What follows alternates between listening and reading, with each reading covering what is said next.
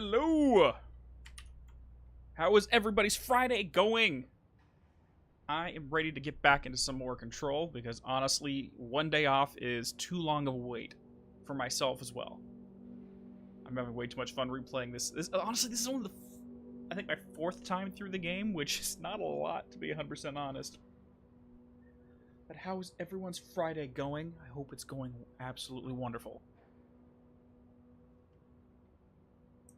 We're just gonna chill out here for a few until get things going. Glad the week is over. Oh, I hear you there. This has been a long week on my end too. I've been working on a big project at work, and it's taken me a lot of time and energy to get through it all. But it's going well. Happy Friday, dropping loot.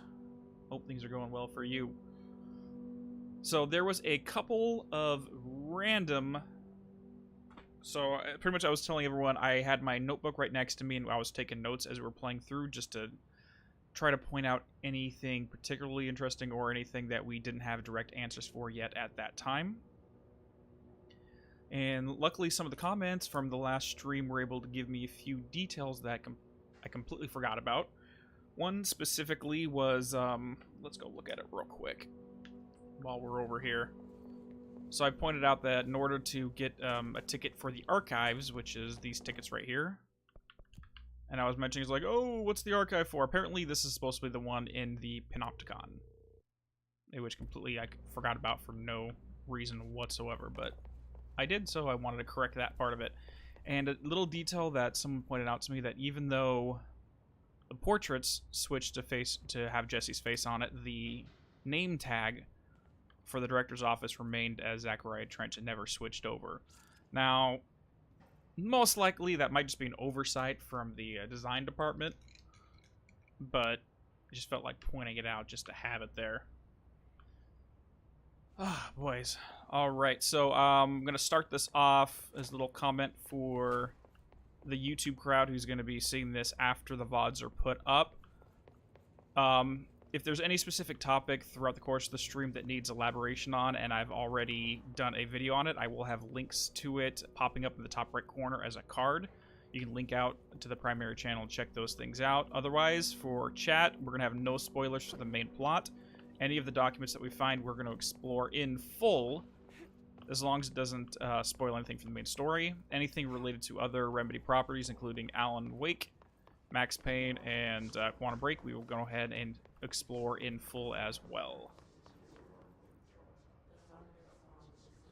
Whoa. Just wanted to make sure the mic was working there. Alright, you guys ready? So the last episode, Jesse showed up here in the oldest house, got invited in by a janitor. I'm a senior exec. And we found the director's office. Previous director committed suicide. We grabbed his gun, performed a ritual before this giant black pyramid, became the new director, and then saved some of the scientists. And here we are, going down to the maintenance sector to break down the building lockdown. Boom. Alrighty, so let's go ahead and get going. Boop. We're just going to skip and hop all the way down. Cool little detail here real quick, though, is we do have, it's kind of hard to see here, Payne elevators, even though it's spelled wrong. It's supposed to be spelled with a Y, but whatever, I'll accept it. Do I have my checklist? I do have my collectibles checklist, so we should be okay. Boom. Alrighty, so let's go ahead and head down into maintenance. Like I said before, the janitor is a friendly face.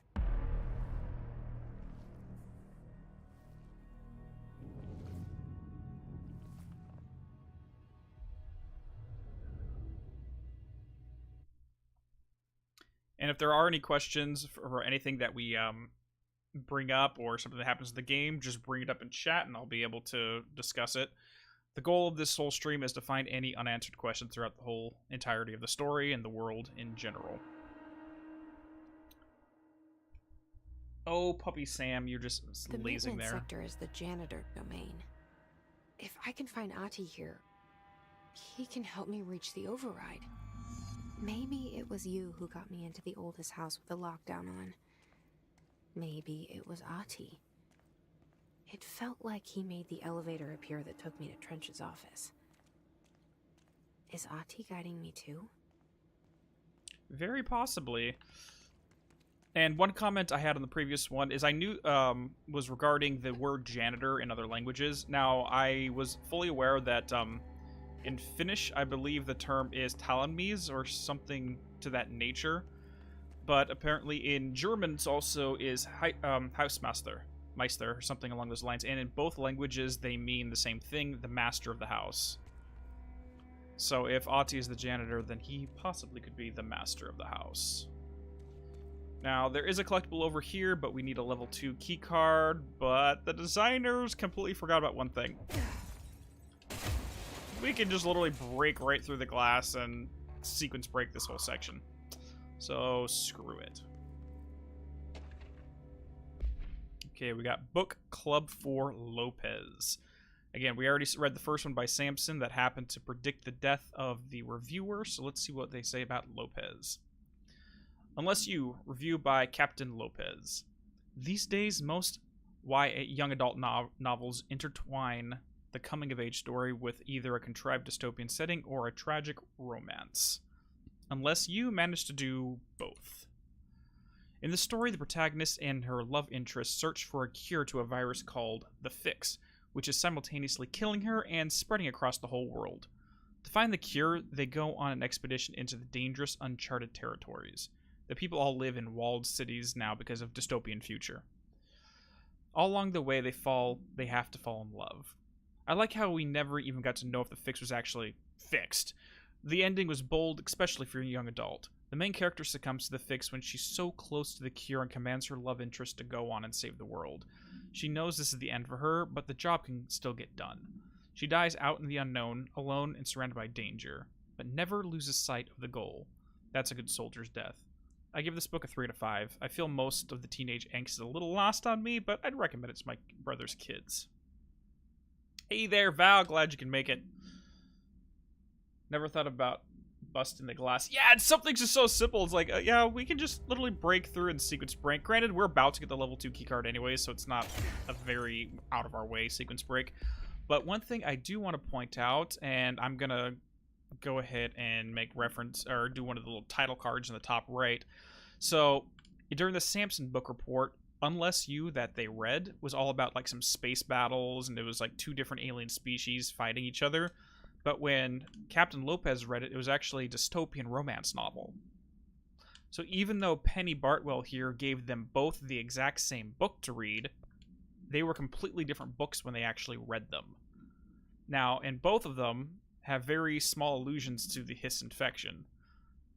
This is a very prophetic book that changes based upon the reader. So, for example, the brain worms for Samson refers to the hiss that's converting the entire population. Then you have Lopez over here who has the fix, quote unquote. The same word is used at both. The fixers were one alien species, the fix was a virus in this version of it. Now, they all lived in walled-in cities, aka representation of the oldest house for herself. So Lopez feels like the oldest house is a walled-in city that she has to live in, even though she'd prefer to get out of it, but she's stuck inside of it. And we won't be able to talk more about this review until we get later on into the story, so we'll leave that off here for now. I think that Art Master, personally, that Ahti kind of comes with the house. Like, they're not one and the same, but he's kind of like a spirit that walks the halls and has been, maybe if not with the house since the beginning of its creation, but was adopted by the house as its caretaker in some way. But either way, there is one hotline we missed at the start of the last episode, or the end of the last episode, so let's do this.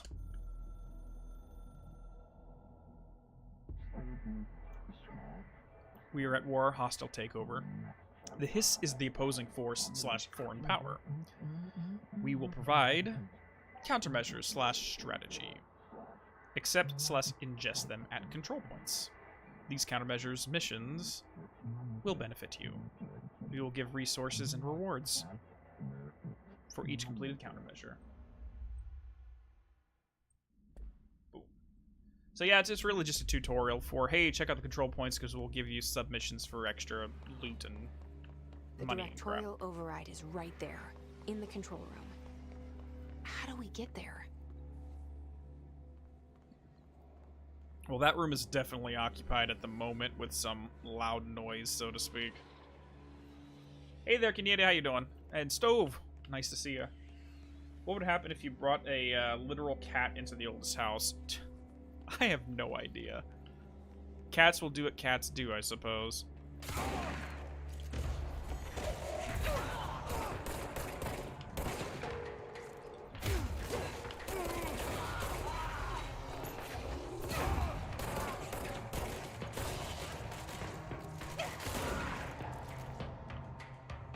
We good? We good. Hey there, Spammer Me. How's everything going? Hope your Friday is going well.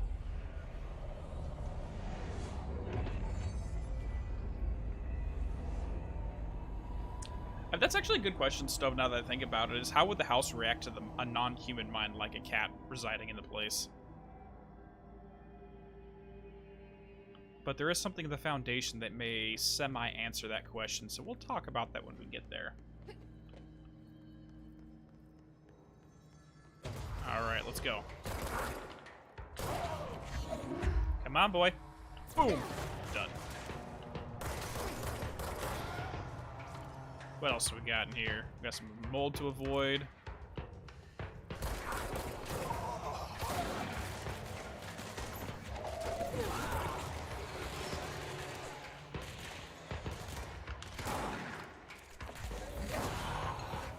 Anybody else?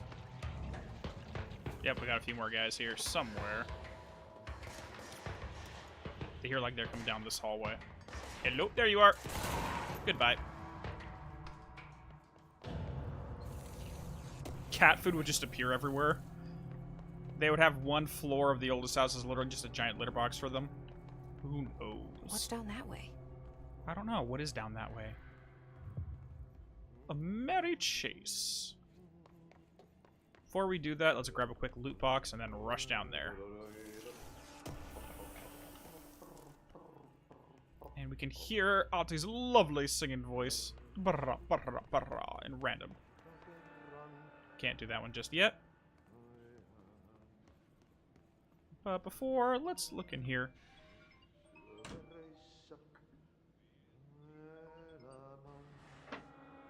Hold on, guys. Work's calling. I gotta take this phone real quick. 2 seconds.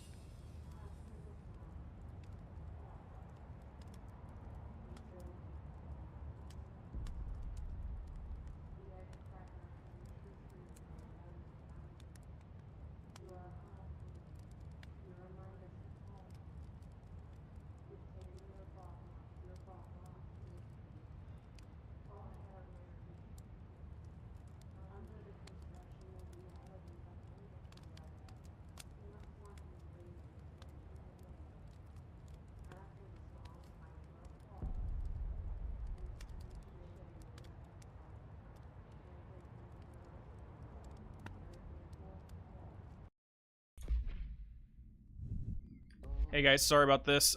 2 more seconds. One of my workers had a vehicle breakdown in front of a customer's house. I gotta figure out what's going on so I can get a city pass so he doesn't get ticketed. 2 seconds while I make a few calls.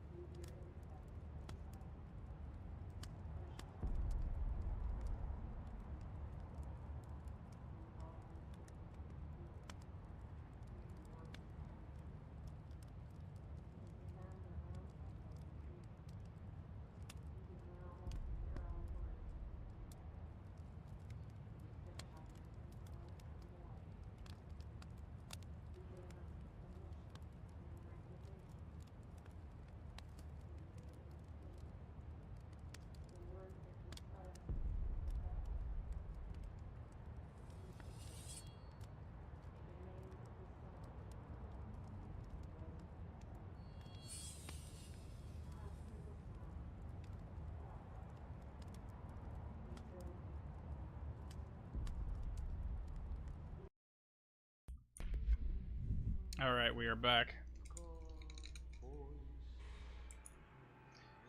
Sorry about that. Let's just say I'm a salaried employee. I work 24/7, so if something comes up, I gotta take care of it right then and there. Okay, let's get back to it. And just in time, too. You all ready for some more TV?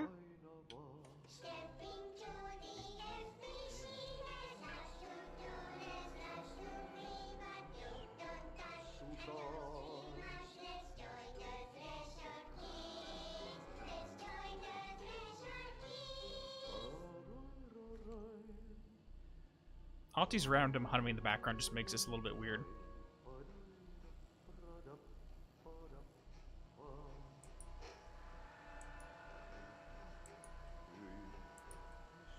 Hey, Meg! What are you drawing? I'm drawing a dog! I'm drawing the pyramid. The what? The pyramid.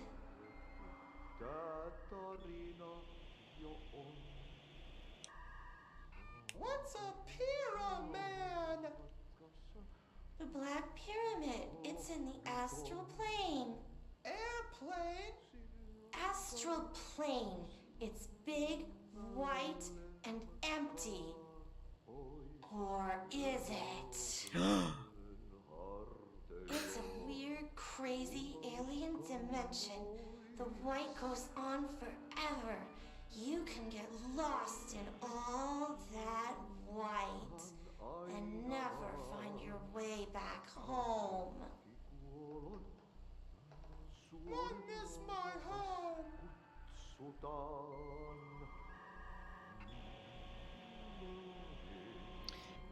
I was gonna say, Val, she really does know how to draw 3-dimensional objects on a 2-dimensional piece of paper. She needs to work on her dimensions a little bit. That's the point. So that one was a little bit less creepy than the first one. It's just meant to be an introduction to the astral plane in general. But imagine falling off that platform and literally you were falling forever. And the only notable landmark in the entire place is the Black Pyramid and the board. Ooh, treasure!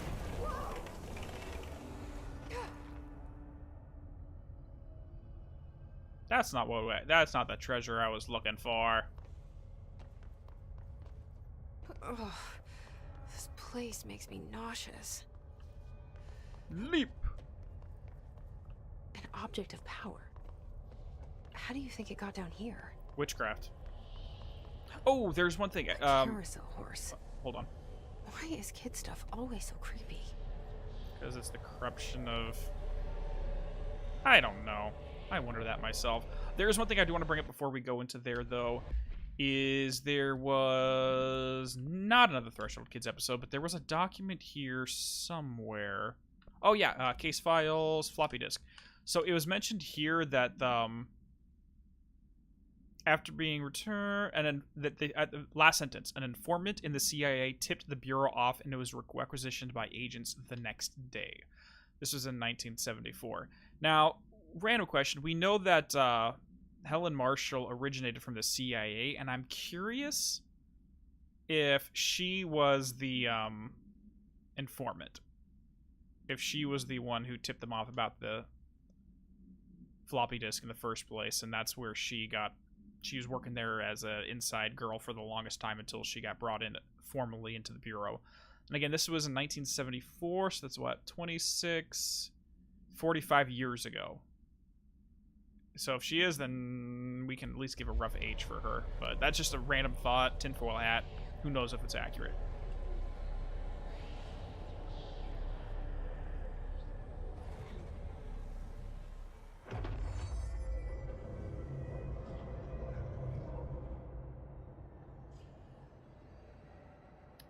Alright, here we go. We now officially have Dodge! The horse / choo-choo allows you to evade and dash. Use it, prove / escape yourself to escape. Hiya! I'm actually really bad at this section. I'll get crushed all the time.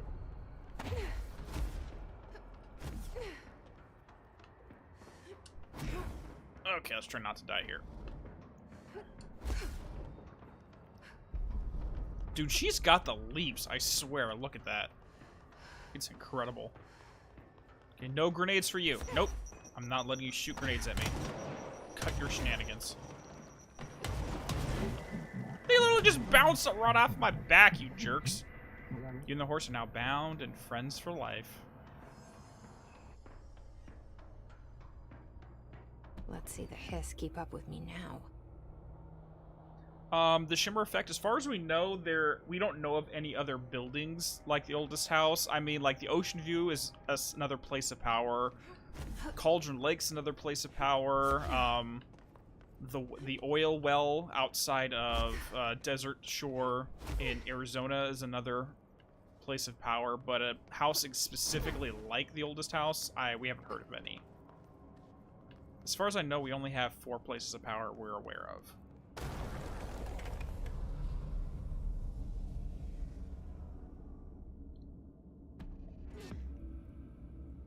There we go, and we got 1 more ability point. So for some reason, like, how you're supposed to get that ability point as a hidden location is when you come back here, you're supposed to be able to fly up into this area, and that gives you the ability point. But for some reason, every time you fall through here, it just automatically unlocks. So, whatever. Well, House of Leaves, I would argue that that's not part of the Control universe, even though that's the basic inspiration on I think it's 22 Ash Tree Lane? Maybe not 22, but Ash Tree Lane for sure. And I'm honestly curious if the ashtray and cigarette are intended to be the reason why that house is weirded out. At least within Control lore, even though it's not part of Control lore, regardless, but okay. Let's go ahead and see our dear sweet master of the house.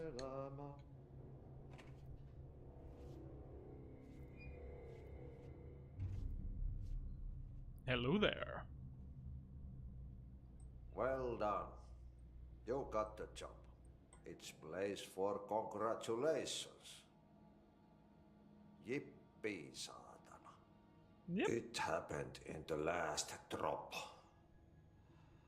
I truly need an assistant. Funny thing is, I've been a janitor. I'm more at home in that role than as the director. Only Ati here seems to see that. Mm-hmm. Yeah, hi, Ati. Look, we need to get the lockdown lifted, otherwise I can't get to the other sectors. Can you help me get to the override? Yes, easy peasy. It's just around the corner. But first, we need to get you working. Sure, absolutely. Very small couple of hours job. Hey there, Matt. How you doing? Something tells me it's gonna be more than that. Jaha. You think there's a dog buried in this? I can tell you are not yesterday's Krause's You son. weren't born yesterday. That's why you'll make a great assistant. Very well. I'll hit the facts on the table. Sure. Mä kyllä sanon perkele suoraan, that this house has a vermin problem. A bad one. They've already messed up the cooling pumps. And the power generators of a power plant, perkele. And the pensioner inside is starting to feel the band around his head tighten. Mm-hmm. The situation needs to be fixed before the plant blows up. And we all disappear like a fart in Sahara. Trying my best to keep up with this. Fix the coolant pumps and the power generators, otherwise the power plant will blow. But don't you worry. I've left you clear instructions. You'll catch the end of the thread before I go to my vacation. The work's on the task board here. You can do later, when you have time. Cool. Vacation. Right. Yes, no one's gonna cancel my holiday or seat's gonna rattle. But don't worry at all. You'll take care of it and soon this crisis gonna be last winter's snow. You better go now, so you don't have to run with your head as your third leg. Running on all The fours. door in the back leads to the plant. The door in the back. That's great. Level 2. Thank you, Ati. Thank you, good sir. Now, if we can get that optional dialogue, which helps to talk about the power plant in full, hopefully we can get some. I'm going to hang out here for 2 seconds. So if anyone's curious, I do have a video that talks about this entire situation and what is really going on here, because the game doesn't explicitly state what this current crisis here in maintenance is all about. You gonna talk? You're not gonna talk. Pensioner. Yep. Burn the trash. Damn it, he was about to say it Throw too. it in the fire. Burn it all.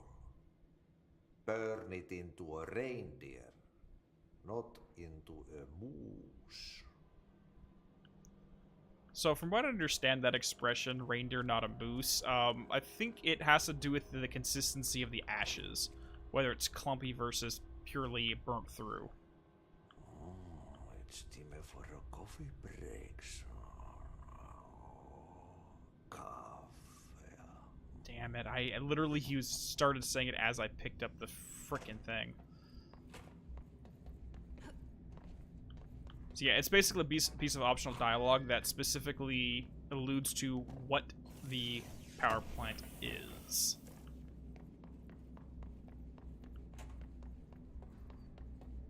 But we'll talk about it as we come across the evidence. Music. That's the reason they go as far as Krause.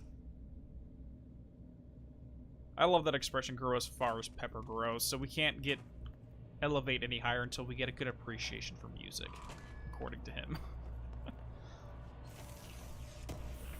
What are you guys talking about in chat right now? I'm really confused where this came from.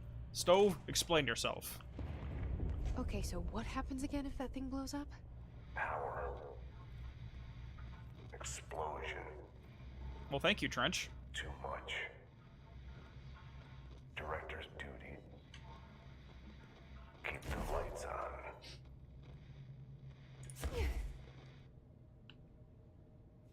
Okay. Northmoor was director before me. I never wanted his job. I never wanted power. I purposefully avoided it, didn't trust it, didn't want to rely on it. Northmoor was all about power. A man like an explosion, hungry for authority, for order, for more, until it was too much. I had to find a solution in the end. Contain the situation. Northmoor never liked me. but he went along with it, to his credit. He didn't really have a choice. I suppose at the end of the day, a director's most basic duty is to keep the lights on. Here's to you, Northmore. There were no prime candidates waiting in the wings, but I was there. Had been the whole time, keeping my head down, working my ass off. I had nothing to lose. I picked up the gun almost on a dare. Yeah, I have no clue, Matt, what they're going on about. Like, is this like a Reddit thing or something? I really don't know. All right, so yeah, the most recent one immediately after Ati here says that the pensioner inside is starting to feel the band around his head start to tighten. We mentioned the previous director, Northmore, who by definition is a pensioner. It just means someone who's collecting a pension, aka like a retiree. Alright, merry-go-round horse. Object should be kept in a confined space when unbound. A fiberglass horse once used as a seat for a merry-go-round ride. The pole is still connected to the object. The object is capable of moving short distances at high speeds. This can be quite dangerous when there are things in its path. The object is currently bound to somebody. The object was discovered at the site of an abandoned amusement park. Local authorities, residents reported that the ride would move on their own and they would be chased out. When these rumors reached the Bureau, see America Overnight, episode 235, agents were dispatched to investigate. 3 local redacted were found dead at the scene, civilians probably. The object attacked Agent something by something. Agents invoked Formula C.5 to subdue the object long enough to contain it, possibly? So the important thing on this entire one is the fact that when rumors reach the Bureau and it says See America Overnight, episode 235. Now, America Overnight is that coast-to-coast radio broadcast that we noted here, and through the course of this radio broadcast, the Bureau was able to get information on that, which gives us a hint as to what the nature of that radio show is.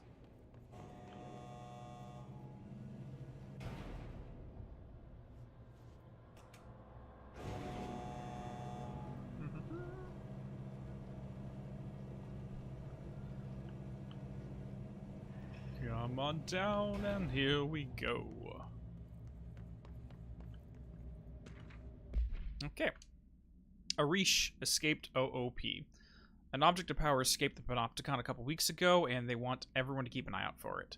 So if anyone sees a merry-go-round horse zipping through the sector, alert me immediately. Do not try to contain it on your own, and definitely do not bind it to yourself. Your security chief, Simon Arish. Is it pronounced Simone or Simon? I'm not sure. Comes down to language of origin. Probably Simon. Here we go. The power plant. What does it say, Samwise? Hey, puppy, what do you want? Sorry, I got a dog staring at me expectingly. How are you doing, puppies? Such a good boys. Alright. Hey, are you new? Go talk with Chief Arish in the security booth. He's in charge here. Cool, thank you. Hello there. Hey! Chief Arish, FBC Security. Shouldn't you be in a safe room? Stop squinting at me like that. They all have HRAs. We're on the same side. My name is Jesse Faden. I'm here to perform the directorial override to get the lockdown lifted. Yeah, Chief Arish, FBC Security. I'm just... Oh, hang on, you're the new director. Yep. Hi. It's a pleasure, ma'am. Let's skip the formalities, please. Right. Faden, ma'am. Look, as you can probably tell, it's a bit of a shit show down here. We've been holding our ground, but whatever's gotten into our buddies has them wrecking the coolant pumps and the power converters. The NSC keeps overheating, and my crews keep getting shot before they have a chance to make any repairs. NSC? Oh, sorry. Bureau jargon. It's what we call the power plant. You know, the big rumbling metal thing? Salvador, head of security, asked me to protect it in case of an attack. See, what's inside is dangerous.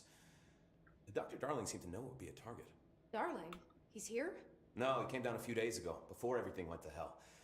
He was out of it. Smelled like a bar mat.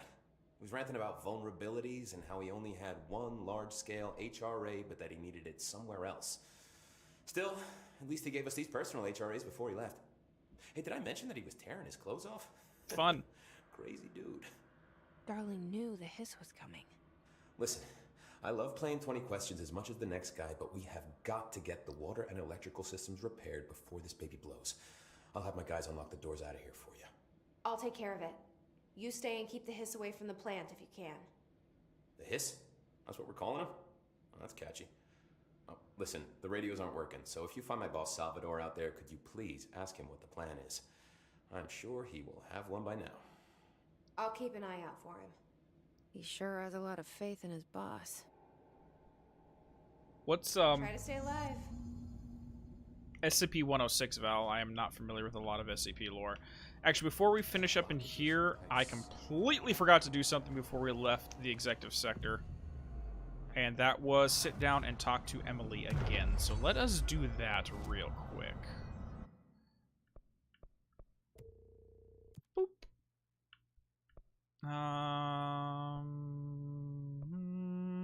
Let's just do that one. So let's rush back to executive real quick so we can sit down and talk to Emily.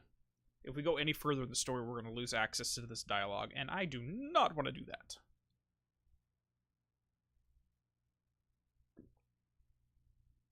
You just realized that dynamite thump on the floor? Oh. Let's not talk about what dynamite is, but I get your meaning there, Stove. Yeah, just give me an explanation of SCP-106. I do not know anything about it. Pope wants us to get a field lab set up as Boo boo, skip and a hop and skip and a hop. Someone's singing. Sounds like it's coming from the Where's elevator. it coming from? Hello? I'll go look. We already had this conversation. I'm already down there. Stop it. I don't know how you managed to get into maintenance, but hurry and get the lockdown lifted so we can go find the others. Oh, never mind. I lied. Thanks, We've already had Emily. all the conversations with her. I'm sure I'll have more questions soon. Just let me know. Then this was a complete waste of time. Let's go back A down. lot of these questions could be answered by obtaining. Let's get a little bit extra energy, and then we'll work on more launch. Because honestly, what we really want is this all the way down at the bottom, the triple launch. That is what we're looking for. A live specimen. We don't have enough for the spin yet.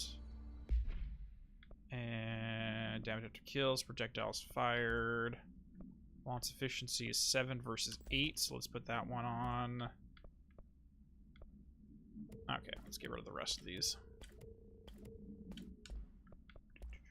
Damage against armor, don't care. Projectiles fired, recoiled.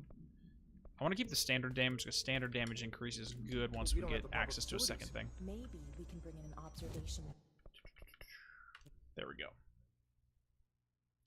So it's a old man is a very creepy entity made of corrosive matter and can mine through solid matter and create pocket dimensions. Interesting. My favorite gun?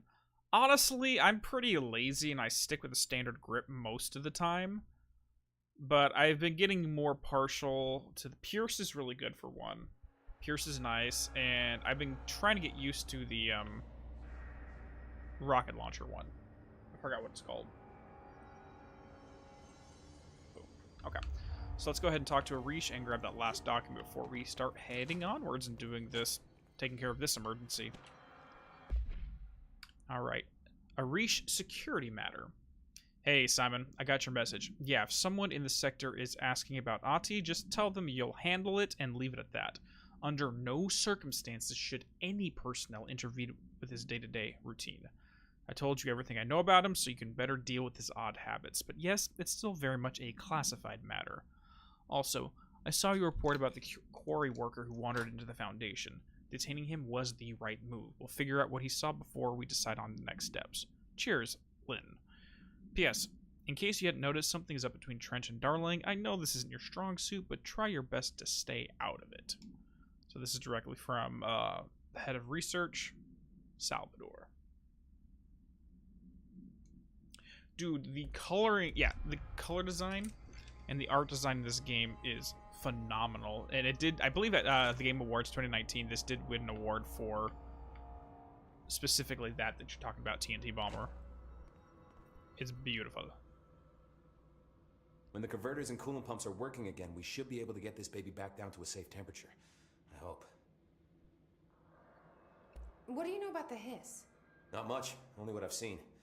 Well, they use the same tactics that Marshall and Salvador taught us, which makes me think that the hiss haven't completely erased the people inside, which is a pretty fucking horrible thought.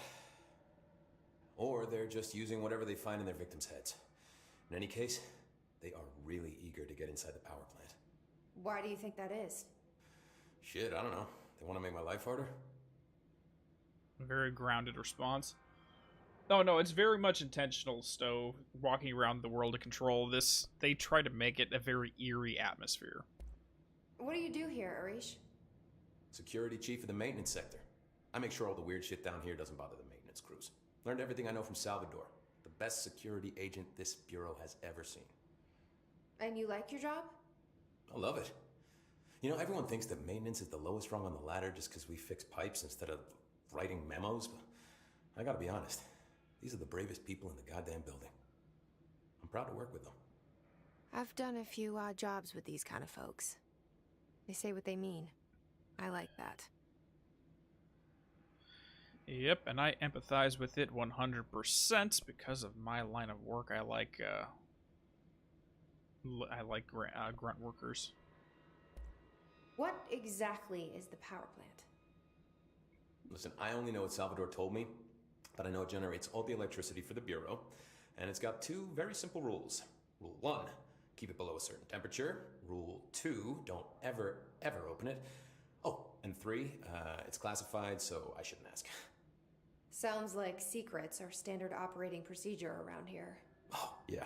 It's all part of the job. You were a factory worker?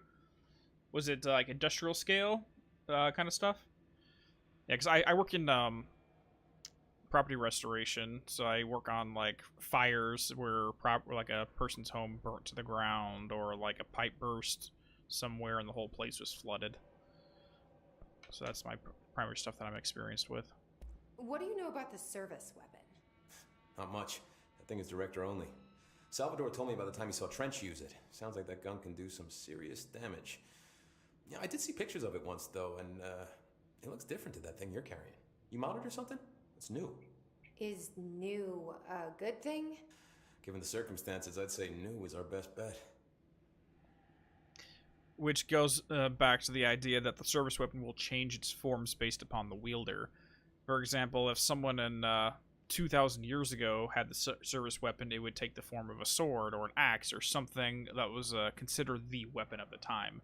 For Trench, it was a 6-shooter. And for Jesse, it's a standard pistol. Do you know this Ati guy? Of course. He's my favorite coffee break buddy. Dude has got some crazy stories. He probably knows more than anyone else around here, if you can make sense of what he's saying. Any idea where he's from? I'm guessing Sweden. He's from where he's from. Look, there are just some stones that are better left unturned, you know? Again, further adds to the mystery around our favorite master of the house. Alright, let's get going. We gotta take care of this crisis. Cooling! We need to get to the coolant pumps first. This is our first area of business. Woo! Oh, crap. Oh, crap. This is not good. Hey, you guys. Guess what?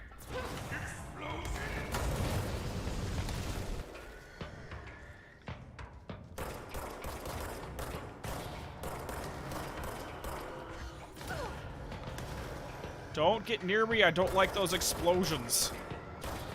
None of these explosions.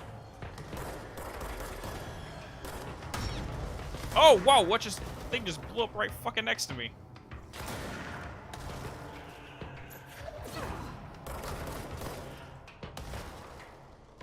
What's up, Draco Fox? How are you doing? Glad to know you live. Alright, we got the hiss charged over here. Kaboom! Delete that off the thing. Alright. The hiss charged agents are examples of extreme physical deformities resulting from hiss corruption. Hiss charged display an unthinking fixation on any non-corrupted individuals in the area. Once within a specific proximity, they erupt into a burst of focused hiss resonance so dense that it acts as a physical force. The hiss charged is depleted of the hiss corruption after this eruption. The host is left lifeless. This behavior may be an adaptive response to the HR rays. The hiss charged are designed to blow the devices off potential hosts, exposing them to the resonance. Is the hiss capable of customizing a corrupted host's altered ability to this degree? Why is the physiology of the hiss charge so dramatically different from the host's original forms? Lots of questions with no answers. If I was the director, what do you think my weapon would be? I have no idea. I mean, like, currently in the collective mindset, a gun is kind of the standard weapon that you would initially think of. But I'm curious if some people would have, like, a friggin' lightsaber or some shit. I think that'd be pretty funny. Imagine turning Control 2 into a hack and slash. You'd be a scythe for you, Draco Fox? Interesting.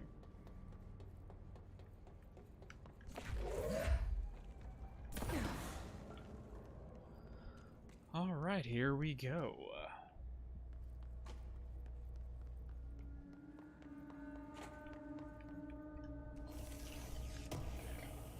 Now, I know there's some things in this area that we need to grab, but I am not going to get it just yet until we get another ability, because we will not be able to finish until we get that.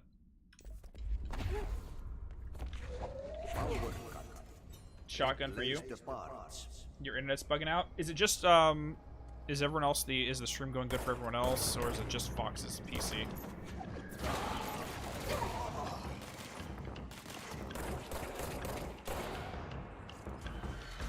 Hello there. Oh god, we got a fly guy. Fly boy. Oh, that's not good. Can we, like, get away from this? There you are. Oh, you didn't dodge. I'm sorry. You like your kills messy with the shotgun? Oh, I hear you there. Give me a laser gun. I'll be good with that. I can be good with the laser gun.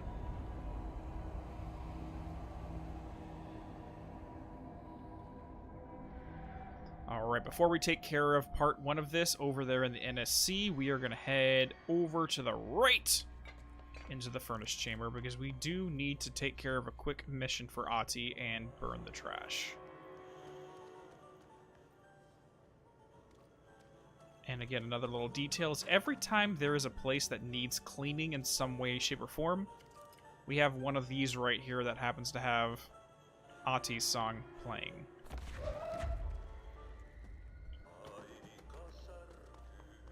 Just so happens to always be there. By trash, did Ahti mean barrels full of hazardous biological material? Seems like I'm breaking some environmental regulations on waste disposal, but if that's what Ahti wants, then I'll get it done. Sounds good. Take it easy, TNT. Thanks for stopping by as long as you could. Hazardous biological material, you say? I wonder what this could be.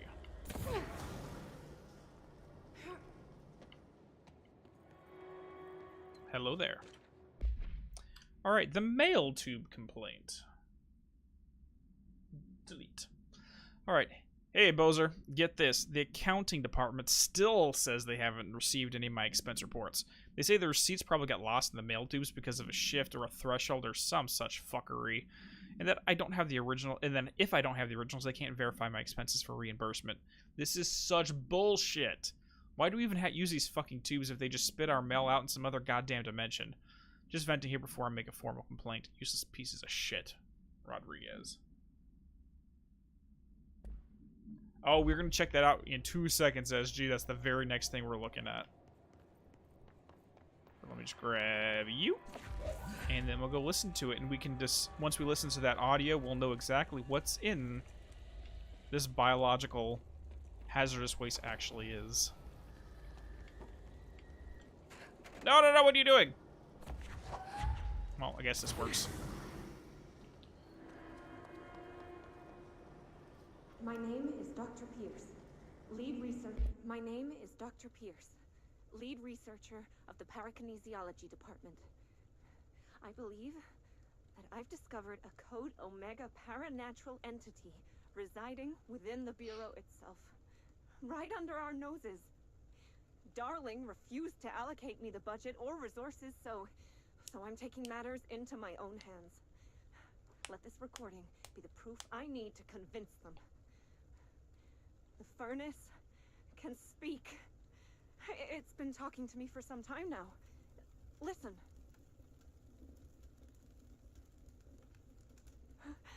Did you hear that? It's a sentient force, capable of communicating. I checked, and there's no record of ever installing this furnace. I believe that... Oh, sorry. What? Yes, I can feed you. What do you eat? I see. I'll try to find some volunteers. Some volunteers? No one is gonna I hear it too, SG. Parakinesiology Department. I believe... So, the question is up in the air. Is she crazy, or is this thing really a conscious sentient force, and there's something in the fire that eats humans, that requires human sacrifice in one way, shape, or form? Granted, if Ahti asks us to come down here and burn the trash, I presume it's not just some crazy lady, that this is legit. And if we have giant barrels of biological, or hazardous biological material, these things are full of dead human parts. So we're literally feeding dead people to the furnace right now. Beautiful. Beautiful. Exactly. It's like, oh yeah, I'll get a volunteer. You mind just jumping in the furnace real quick? I want to test it. Why? For science! Yeah, no, I'm not doing that. That's, not happening.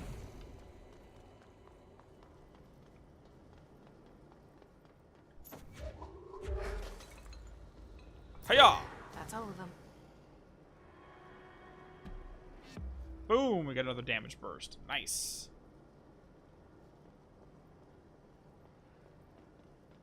Yeah, no one's gonna jump in and say, "Eat me!" and throw themselves headfirst into a wood chipper. Into a furnace. I just watched, sorry. I just watched, Tucker and Dale versus Evil the other night, so I got that in my head at the moment.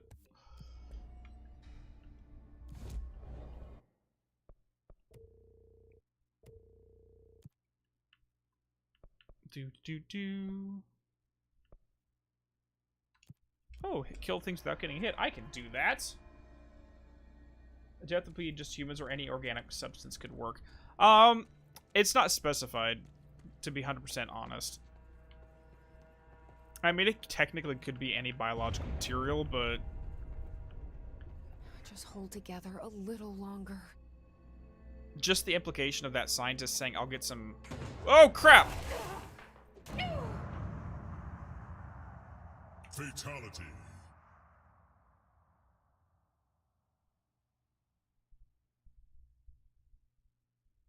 So, that just happened.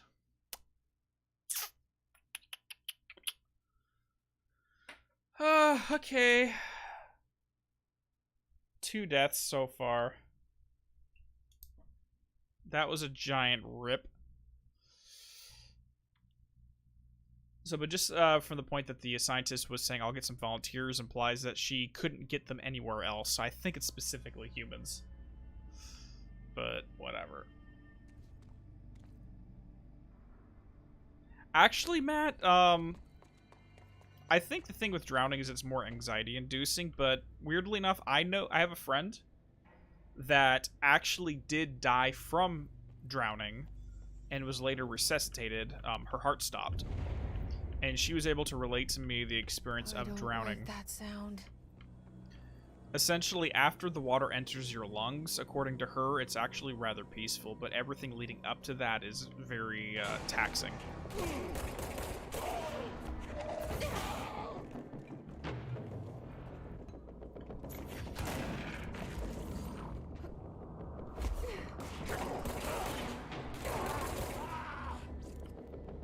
But yeah, fire, and I've heard usually what happens with fires is that the smoke makes you pass out before anything else, depending on what you're standing in. Like, if you're standing in a building, generally you'll get smoke.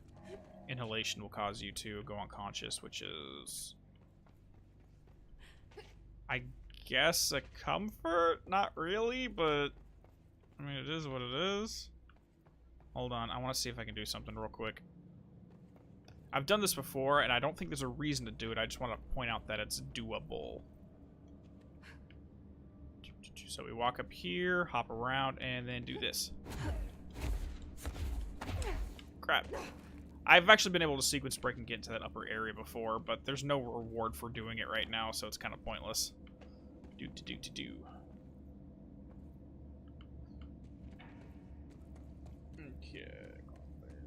Okay, so I know the last two things we got to get over here. Hello, everybody down here in the coolant pumps. So this place is intended to regulate the temperature of the power plant itself. Because like anything, kind of like your computer, you have to have a good fan or a liquid coolant system, otherwise the computer is going to overheat. Same thing with our power plant here. Alright, we have a clog complaint. Delete. That gross blockage down in the water systems is back. What the fuck is it? And where does it keep coming from? And why the hell does Ati keep yelling nonsense at it? He acts like it can understand him. Of course he acts like we can understand him too. Guess that's just his brand of crazy. I'm gonna try some new drain cleaner. Extreme strength. That sounds like acid. You're literally throwing some corrosive material at it and hoping it goes away. So this clogs may be semi-conscious. Maybe. By the way, guys, which abilities would you want? Ice, Fire, Lightning, Power Picks, 1 and why?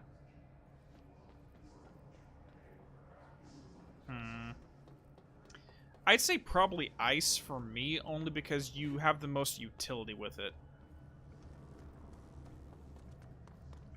Like, you can do things with it other than just... Like, Fire and Lightning are both immaterial things, so that you can cause damage, yes. But, for example, with Ice, you can freeze a lake and walk across it, or you can create a staircase and get on top of a building. Like, there's other things you can do with it other than just pure, attacking, so to speak.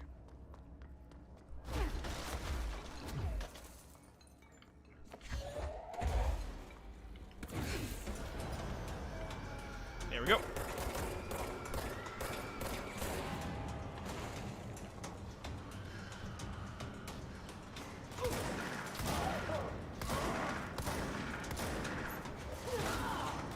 Two for one shot, yes! Where are these boys? There you are. Hi there. Whoa, back up. Where we got? Where are you boys at? Oh, you all down. Good.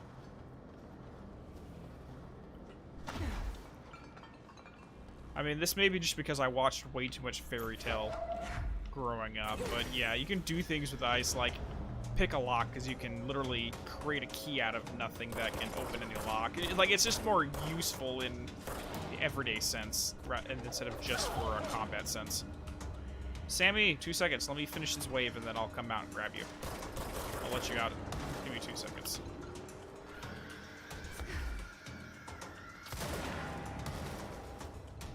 Is that it? No, there's still some enemies running around. There he is. Yo, bro. What you doing up here?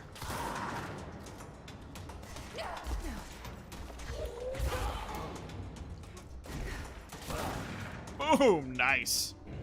Beautiful shot right there. Okay, Sam, I'll let you out. 2 seconds.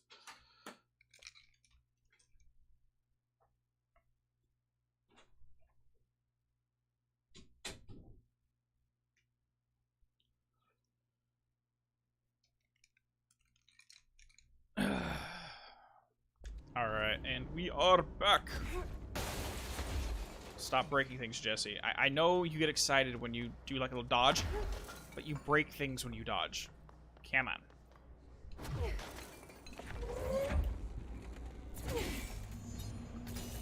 Shit. What now? My old enemy, the clock, is blocking the pipes. You need to deal with that shit. He's very clever. He's trying to sneak in. We got him caught with his hand in the fish trap. Get rid of him. This is some gross stuff on the ground here. So Ahti and this clog seem to be old friends. That's nasty. Don't squirt your... don't squirt your crap at me. Literally, no crap squirting. And again, here it is again. Right where there's something that needs to be cleaned. A janitor's thing and the radio singing his song is right next to it. What the hell is that? Oh, that's the most disgusting thing I've ever seen. Yep, it's kind of nasty. Just get back there. You're not allowed to back up into this freaking reality. You stay down there. Oh god, don't just squirt that butthole at me. I don't appreciate this. Yeah, I can imagine the smell. Actually, I don't have to imagine.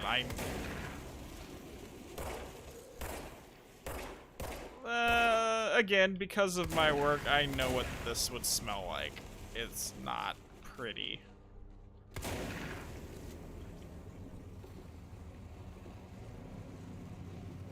I've had to occasionally work with... Oh, God, get off of me. Oh, that smell's never going to come out. She's going to have to take 50 showers and scratch her freaking skin with bleach to get that out. But I've, in the past, had to work in sewage systems, and it's not fun.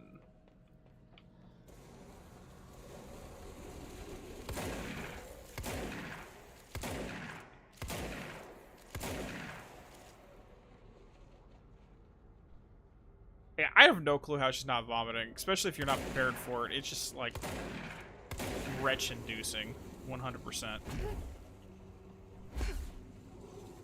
You go down. You sit down and don't come back up.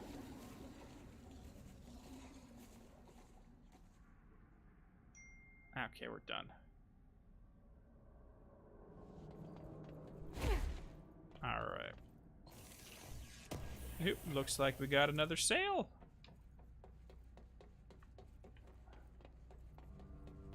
So something I've been working on this week is I am actually working on a total loss. This place is gonna come down. It is gonna come down. Total loss fire right now. It's probably like a $500,000 rebuild for a place. Basically, the fire spread from an electrical circuit, ended up catching some ignitables and causing an explosion. It's... There go the pipes. Nothing more satisfying. Never fun, but it's necessary. Alright, so now we got the proper cooling system working with the power plant, so it's at least not going to overheat, which is a good thing. Mr. Clog, James Clog. No, he doesn't get to be called James. That's too strong of a name. His name is Dwayne Clog. Let's call him that for the rest of the time. And there we go. Hey, boy. How you doing? Get rid of that crap. Boop, boop. Hold on. There is something kind of explosive around here I wanted to try to pick up. I forgot where it was at. There is something that goes boom here that kills him really quick. Let's see if I can find it. Hey, you, bro. Oh, that's one right there. Okay, you just work with me and circle around this place.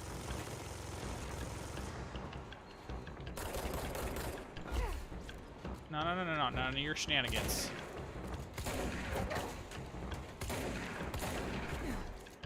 One more throw. Come on. There we go. Goodbye, Mr. Trooper. I thought there was something here that's explosive that little, like, one-shots the guy. Next time you see it, don't light a match that he would go boom, right? Actually, wonder what that would happen over here with the clog if you lit something with a match and it just detonated. That'd be friggin' gnarly. Alright, research and records for the Histroopa. Troopers are meant to be the first agents to enter unknown AWEs, thresholds, or any other paranaturally hazardous situation. They are heavily armored and heavily armed in the preparation for the worst. As a result of their roles, His troopers have access to the heaviest armor and weaponry from the Bureau's armory, including military-grade chain guns and grenade launchers. In addition to their already formidable FBC-issued armor, the His residence surrounds these entities and dense enough to stop bullets. If forced to engage one of these, be sure to make use of any available cover. Also, note that to the telekinetically talented, enemy grenades can be a welcome source of ammunition. Ka-ching, boom, and that is it for this area. And again, as we ascend through this area, we'll be able to talk more about why we're doing this. Why the coolant systems breaking and the power converters breaking are such a terrible thing right now. We'll talk about that in probably about another half an hour or so. Yeah, it's basically what it is. SG is a hiss heavy. Run around in circles. Okay, let's not do that for anybody who's motion sick. Okay.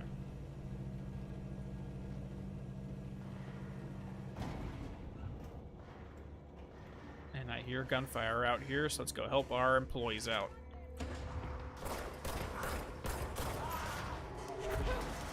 Wow, you missed! He was standing 5 feet in front of you! 2-for-1 deal. Love it.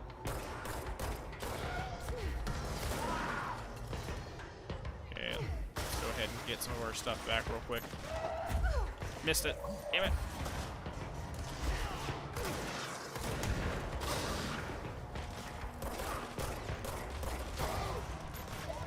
Oh, hi there.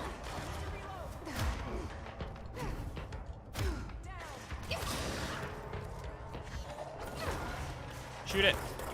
Explode! Explode! There we go. Alright, let's take care of these guys over here first and then circle back around. Hey there, explodey boys.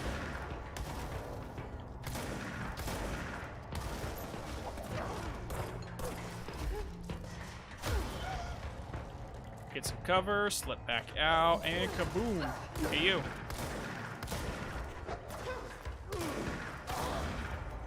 Is that it? Good. We good. We good. Those guys that launch rockets at you. Well, that's why you level up your launch so that you can grab the rockets out of the air and just chuck it back at them. Doop. Bam. Alright. Do we have any more? No, we do not have any more ability points, but we do have some countermeasures we can turn in. Reward. Health recovery. I really don't care about health recovery. Ritual impulse. I really don't care about that either. Yeah, let's do that. And his guards, sure, why not? Alright, let's go grab ourselves the energy converters, which is this way. You heading out? Can you head in? No worries. You got work to do? You take care of that work. I'll see you around.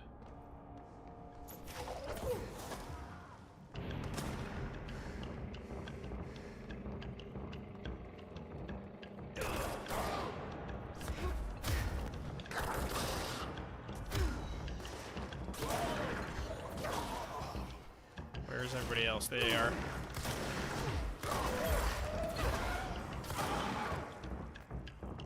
Alright, let's dance around these guys. They can't keep up. They cannot keep up with us. Where are you at? Where are you at? Oh, there they are. They're floaty boys.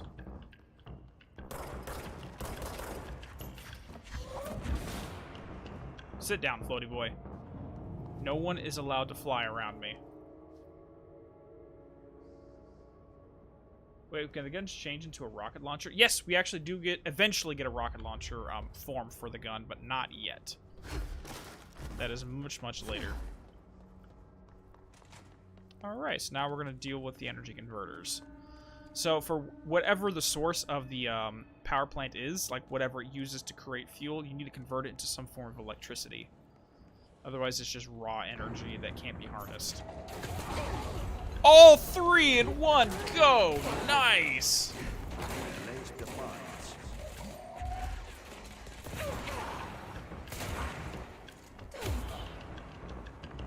That was beautiful.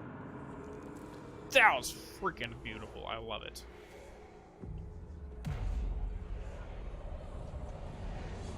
I'm playing it on PC, actually, SG, so it should be fine. And I have all the graphics basically cracked up to max, with the exception of ray tracing, which doesn't work in DirectX 11.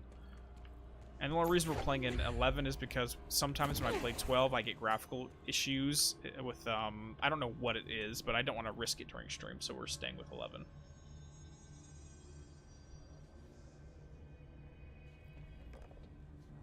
Before we go up here, though, there is something else we need to do.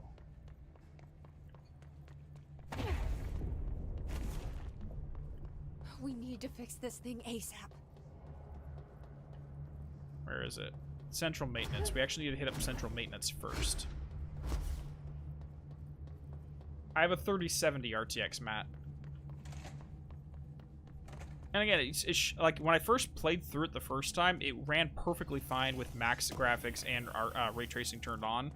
It's just, it might be because something's out of date right now, but for some reason, I've had issues where it would be a completely black screen. Like I would hear gunfire and I'd hear Jesse moving around, but it would just be a black screen and show like the F icon when you're standing next to a control point that would just skip around and remain on screen. It was weird. I don't know what was causing it. I just don't want to tempt fate. Okay. Thresholds. This was by Dr. Carla Vaughn, by order of Casper Darling. Perfect. Okay. The oldest house is a place of flux. Thresholds appear with no warning. What the thresholds will contain is a question we can only answer once it's manifest. The widely accepted theory is that thresholds are dimensions vibrating on a different frequency, on a resonant frequency different from our own. When these frequencies match, the threshold will manifest in the oldest house, which acts as a nexus, portal, whatever. Others theorize that thresholds are parallel universes or possibly our own reality at different points in time. Some believe our collection of altered materials affects the house or attracts the thresholds. We do know for certain that thresholds are not permanent. Eventually, their frequencies will shift. Some believe Earth itself is just another threshold connected to the oldest house, which is actually rooted in some other reality. This theory, while impossible to prove, causes insanity in those who learn of it, so it is actively denied. That being said, we are going to link out again up to the top right for another full video that gets into the nature of the oldest house and what it actually is. All I will say is, yes, the oldest house is legitimately a place outside of all realities. And the whole idea of different realities being vibrating at different frequencies, a lot of literature uses that. I mean, that's the big thing in Fringe, for example. They used it in The World Ends With You as well, to describe different tiers of reality, so it's not unheard of.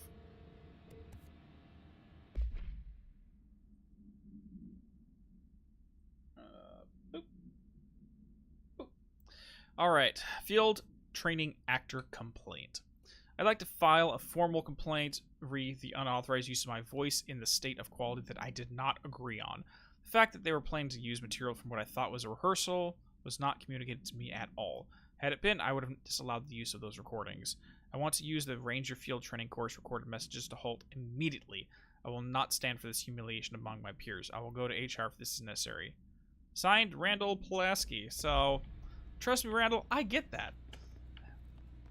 If anyone's curious, probably about 50%, if I'm recording like a 10-minute edited video, usually I have 40 minutes of me trying to speak those lines, and they're all me screwing up or saying things weirdly to the point where I have to edit it down to about 10 minutes. So, my vocal body's not for the greatest. So I just read this? Welcome to the Ranger Field Training course. The course must be completed in the specified amount of time. When you're ready to start, press the button. Is that all, or? I always did love obstacle courses. Here we go. Get First ready, try, Ranger. let's go. Course starting in 5, 4, 3, 2. Let's 1. go! Let's go.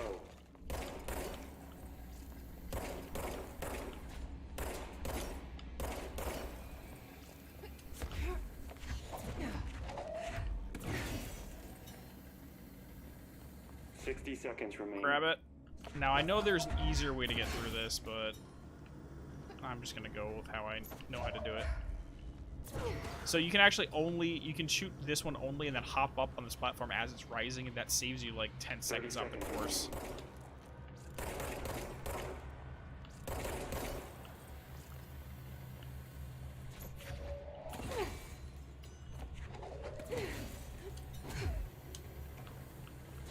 15 seconds remaining. Easy peasy. Course complete. Congratulations, Rainer. I'm guessing this isn't usually part of the course. I love how he goes like, congratulations, Rainer, or I mean, yeah, no, not Rainer, Ranger. There we go. Itself. Challenge 100% accuracy? Oh, no, dude, I couldn't do that. Well, I could do it, but doing it in 60 seconds would be a pain in the backside. Alright, we got the plastic tree procedures.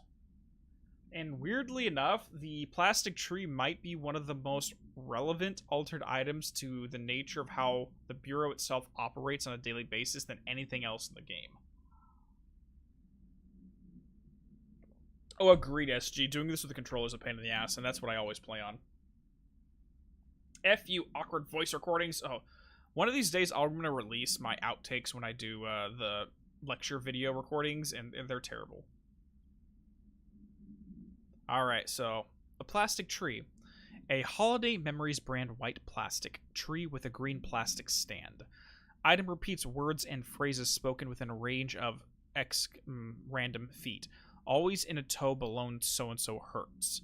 This verbal mimicry has profoundly distressing effects in the individual it's copying. So basically, like, if I'm standing next to it and I'm just talking like normally, you'll just hear randomly, "No, I'm just repeating your words." And it'd be like, you know what, tree, stop mimicking me. It's getting frustrating. Stop it. Anyways, the item was taken from the Redacted, a Canadian research station established on Ross Island in Antarctica. Actually, let me write that down. Maybe there actually is a Canadian research facility on Ross Island. IRL. So let's look that up. Ross Island, Antarctica. And that's going to be Canadian research. I'll look this up between streams, and I'll let you know at the start of the next one, just in case this actually is a thing. Dean, we're done doing outtakes. Oh my gosh. I actually have a full recording of me drunk off my ass recording a video. I have it all edited. I just don't know when to release it. Is it wrong that we have the tree mostly because I'm allergic to pine trees? No, not at all. I've never had a real Christmas tree personally. We always use a fake one. Anyways, okay, so in Ross Island, Antarctica, where it was used to celebrate the holiday season. In 1979, solar radiation damaged the radio, severing the base's only means of communication with the world. After the frozen passages opened, a military expedition visited the base to re-establish contact. They found the base's occupants in various states of madness, rambling about voices in the tree. Military personnel discovered they also heard the tree speaking. After locking the item in a supply crate, they brought it back to the mainland, at which point the Bureau intervened. Now, the important part about the plastic tree is not on this document. It's actually going to be on the supplement for the plastic tree, which we'll get to. But the interesting thing I want to reference here is that this acted up only after there was solar radiation, like a spurt of solar radiation. So I'm curious what that had to do with this object being potentially created or altered at that time. Solar radiation. And I will look that up between episodes 2 and see if there actually was a event like that at the time. Anyways, moving onwards. Because you know me, I'm the weirdo. Will look for real life comparisons to see if the stuff they're putting in these documents is at least geographically accurate. Because at least then we can fill in one of those redacted sections on that.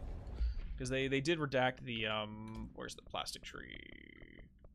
They redacted the name of the facility, so if there's a real facility, we can at least fill in the blanks there. Hey, you there! I need to hit it harder to break that shield. No, you don't. You just gotta throw one launch at it. It's fine. You're tougher than you look, lady. Come on. Or you're tougher than you think you are, I should say. Yep, let's get into that.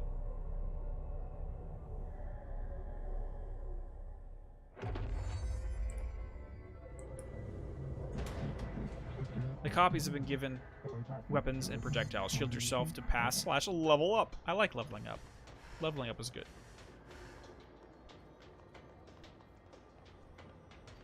Don't shoot me. I'm sorry, there are so many holes in this debris that she should be getting smacked by something.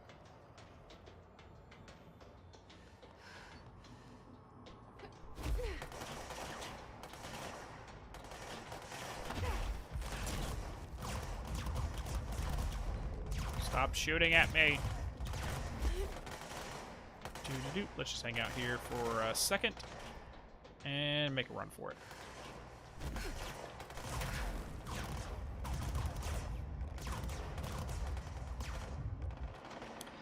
And thankfully, because of this stuff that they added in the Foundation DLC, this shield is one of the better skills you can get too, which is pretty damn awesome, especially when you use it in conjunction with the Shatter.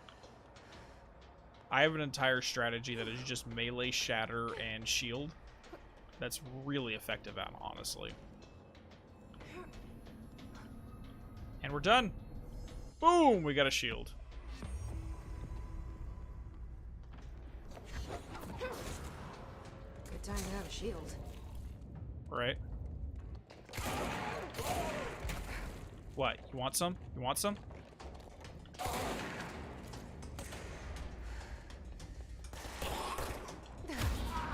Done. Any more? Oh, we do have one more boy up there. Hey there, boy!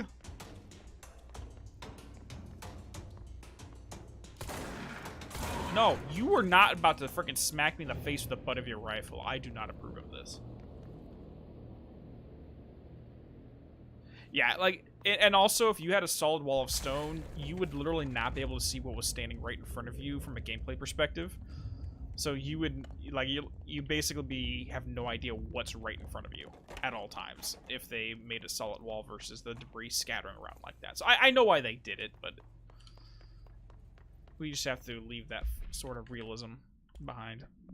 Okay. Next one up here is the Home Safe Object of Power. The object is a guardhouse brand home safe. Weight measurements vary. They vary, which means something that's inside of it may be flitting in and out of existence. Just saying. When bound, the object allows para-utilitarians to telekinetically gather items and debris from their surroundings. The object is currently bound by somebody. Discovered in the basement of a home in so-and-so, Ohio, the object gained rapid interest in certain online forums dedicated to opening abandoned safes. After months of failure, the owner attempted to open it with explosives. The object survived with no physical damage. The Bureau agents were dispatched, now confident of the paranatural nature. Blood occasionally emerges from the seams around the object's door. Test confirms that the blood is not human. X-rays taken on the object indicate that something is trapped inside, though the images are always blurred, which indicates the contents of the object are moving. All attempts to open have been completely unsuccessful. Okay, that is one thing I want to look up. Home safe. Ohio, if I can find the name of that town. Ohio town.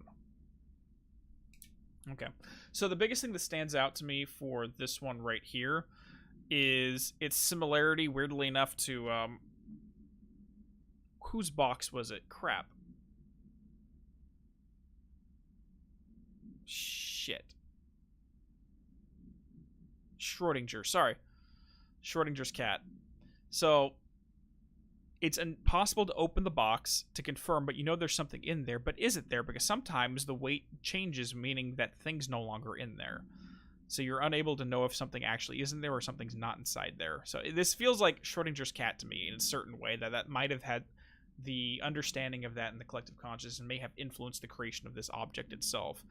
But the one thing I gotta say, which was a oversight... Actually, hold on. Yeah, this was in 2014 when they got this, so there's no excuse for it. But if you can confirm the blood is not human, then okay. What type of species is this blood from? I mean, you can check the DNA and see what species of thing is bleeding from inside out. I mean, come on, tell us. They don't give us that information, which means the scientists here just, for some reason, didn't do their due diligence to figure that out.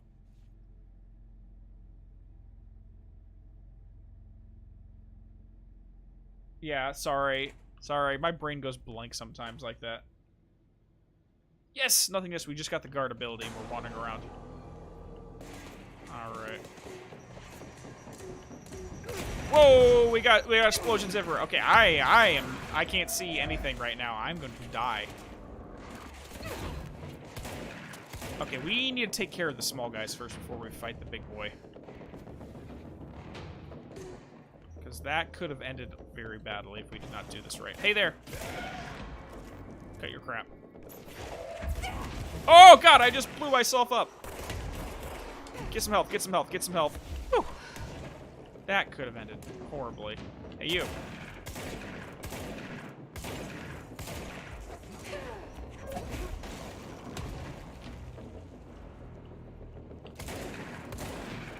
Sit down, big boy. None of that.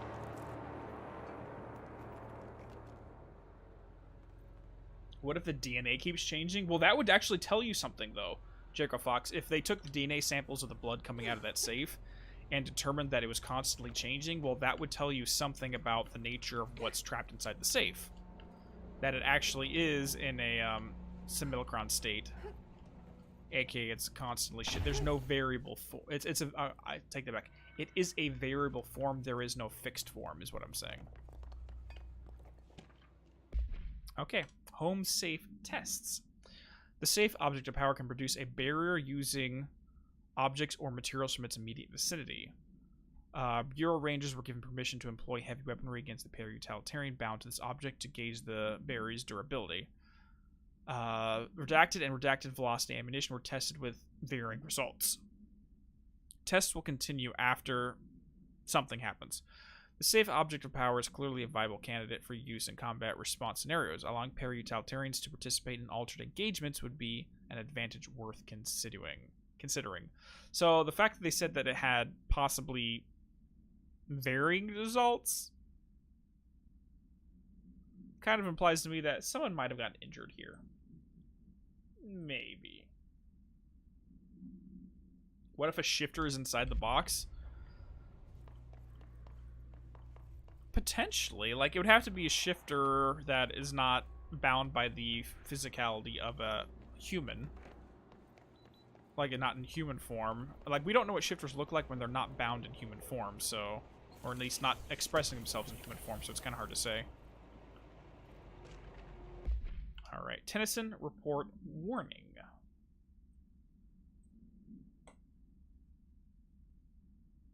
No, we can talk full Quantum Break spoilers, full Alan Wake spoilers. We just can't talk about Control spoilers right now. Hold on. Crap, I might need to throw some tea on. My voice is getting a little raw. All right, listen, Trench is on the warpath about this Tennyson report. He wants to know who wrote it, and he wants to know yesterday. Whoever did is going to get crucified. I don't know if it was one of you guys, and I don't want to know. I'm not super keen on leading a witch hut, so tell everyone in the sector to keep their heads down. Best not to be on anyone's radar right now. You know? I tell you, not even counting all the weird shit we deal with in this place, it can be downright hostile work environment sometimes. This is going to be a Riche. I'm presuming. This is a Riche telling everyone to keep their heads down on this situation. He seems like a down-to-earth guy. He's just, like, he doesn't get into the BS of office politics in the Bureau. He's just, let's take care of my guys and keep them safe, period. I don't know if Alan would want these abilities for himself. Personally, I think he just wants to go home. Like, one ability I think would be very useful in the Dark Place, for example, is Pyrokinesis, because you're literally creating light. But that's a whole nother story. Alright. So we're finally making it over here to the power converters. But before that, let us pop some abilities. So I do want to grab shield strength and that. Only so that we can get the throw, because that's amazing. And so we can get this bad boy over here, which is we can do dashing while holding the shield, and that'll damage enemies when we bump into them. So those are my two biggies I want to focus on right now. So now when we... Oh, not yet. To fix it before the old twig pants inside the plant has a shit fit. Old twig pants.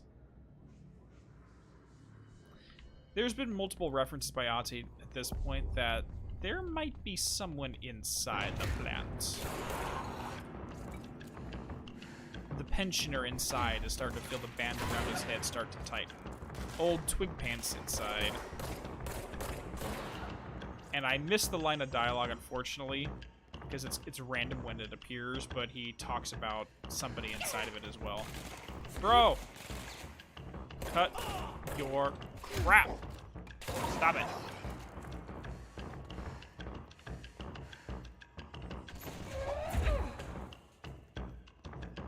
Sounds like a hazard. Great. Alright.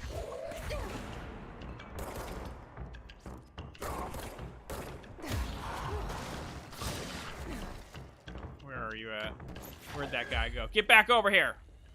Hi there. Yes, I just booped that guy in the face with a slap of rock. Don't judge me.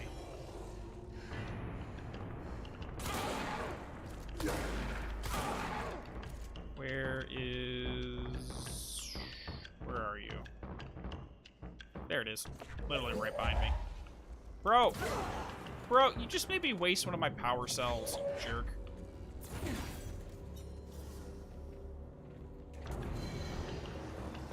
Hey. Shit.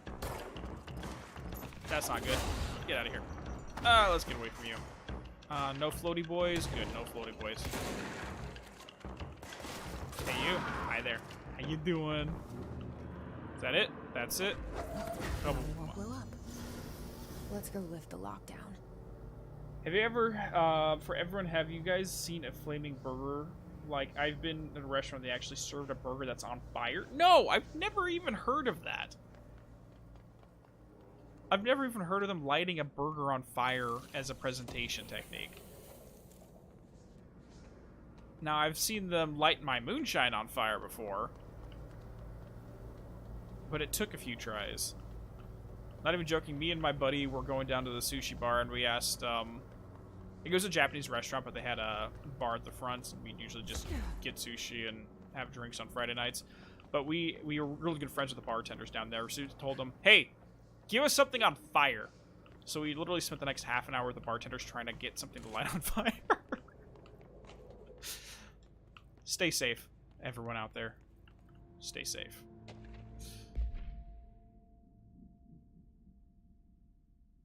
Okay. Alright. Next game is on Wednesday at 8. Hazard owes me 20 bucks. Arish still on a fucking winning streak. Someone please figure out how he's cheating. Thompson suspended for a game because of that shady dealing incident. Guy, I owe you $60. I brought beers last time, so it's Hepstenstall's turn. Now these names, remember, because we will hear these names again in the future. It tasted alright. It was pretty good. But then again, moonshine's pretty... Like, we only really use the moonshine to act as an igniting, because most alcohol is too low of a proof to actually be flammable. Most alcohol is not actually flammable, because there's not enough content in it, but... Whoa! Cool your guns. Cool your jets, boys. Cool your jets.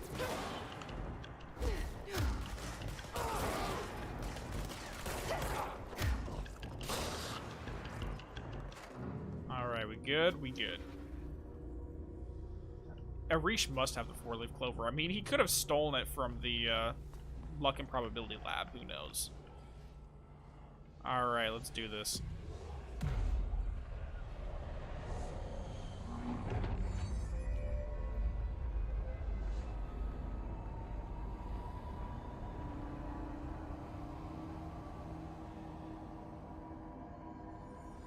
protect them. Forces contain a lockdown. Only be lifted by a directorial override.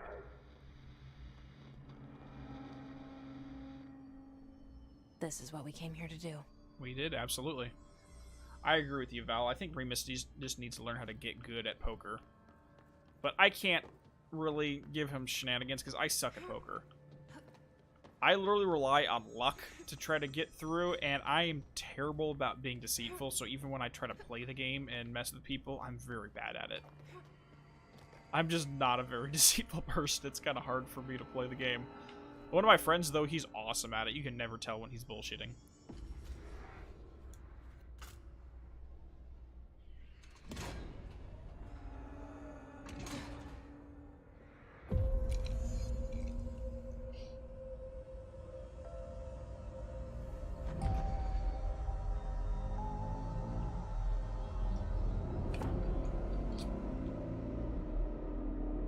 Such a cool location. The imagery there is fucking incredible. That's it. The other sector should be open now. I think it's time I told Emily why I'm here. I'll All right. risk it. So We I've should get to know each other. I'll let her finish talking. All right, so I've seen some debate in the community and on the forums regarding if Jesse opening up the sectors right here is what allowed them to spread into the other sectors entirely, like research and containment. Now, the only counter argument I have with that is it seems like everything was overrun prior to the lockdown. Or being lifted, is what I mean. It was open before the lockdown was lifted entirely. But I've heard the argument both ways, that the rest of the sectors were perfectly fine until this happened, and now it's a problem. But anyways, hold on. Let's go ahead and get this hotline real quick. Internal lockdown. So much is expected from the director. The responsibility, the privilege to steer the Bureau into dangerous waters and safely out again. To inspire and lead its people, to protect them. The board is there to advise you, but they want things in return. You hold all this in your old, trembling hands. I had to lose everything before I could see the Bureau is the director's life. There's no room for anything else. If the forces contained here escaped, we'd be dragged back into an age of superstition, terror, death. Assuming you think we ever really left that behind. We did not. Any emergency, any major containment breach, and the lockdown goes into effect. I implemented this security measure in my first years as director. I knew we were vulnerable. I'd personally seen the cost of sloppiness. I made sure the internal lockdown could only be lifted by a directorial override, only to be used when the director is confident the sectors are safe to be opened again. This way, the director is the last line of defense. And if I screw up, it's on me, and me alone. See, the issue I have with that philosophy is the problem is I very much, in my work experience, have that mentality where it's all on me. I have to take care of it. I can't rely on anybody else to do anything for me, because anytime I rely on anybody else, things go to shit, so therefore I have to micromanage everything. And personally, I'm guilty of that. That's not a healthy way of thinking, but I'm guilty of the exact same thing. In a certain sense, I look at Trent as a rock. He is very solid, very sturdy. The problem is, rock is not malleable. It cannot constrict or contract. If it takes on too much stress, it will start breaking and cracking at the seams until it just shatters apart. That's the problem with rock as an element, or stone, earth as an element in general. Now, there's a character, weirdly enough, in Haven, which I think is an offshoot of a Stephen King book called The Colorado Kid, where there's a character whose super supernatural ability essentially is he's the spoiler alert, by the way, he's the sheriff of the town, and he has to keep the town together in an archetypal sense. And when he starts to lose control of the town literally starts ripping itself apart through earthquakes. So him and his consciousness and his conscious actions are literally holding the town together. Not in a keeping people good sense, but keeping the geographic topography, the mountains and the rocks and the foundations of the town literally together. It was just a really cool, interesting concept. Actually, let's not go up here. We need to jump in the teleporter real quick and head back to Central Executive. Yeah, the Endless Grind one is... I think anyone who's worked too long knows the feeling of the Endless Grind hotline.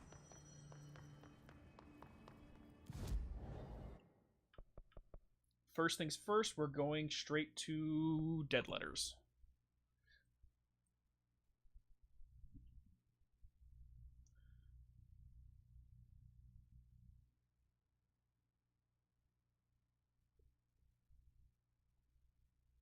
That's how I'd like to think of myself, Jago Fox, but I'm more realistic. Like, it's hard for me to find someone I can 100% rely on, because my history has been whenever I do try that, the people that I trust to assist me on something usually mess up at work. So I just, it's a learned behavior for me, which, again, I talk about learned behaviors, repetition, neural pathways, the law of associative memory and neural networks and all that. But I understand that rationally, but my behavior I always end up defaulting to, I'll just take care of it, which again is not a good thing. And I just want to make that it's very valuable when you find somebody you can fully rely on, that you can, it's a shoot and forget type of thing. It's an expression we use, a shoot and forget tool. You never have to think about it. Anyways, Dear New York Tribune, airplanes are not real. I figured out how they do it. The windows are TV screens. The whole thing moves on big tracks like a roller coaster that moves through underground tunnels in the earth. Airports are more like train stations.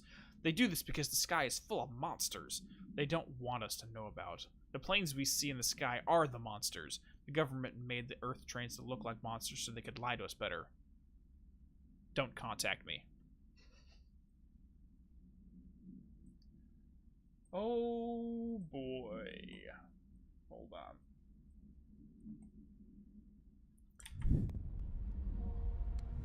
Whoa.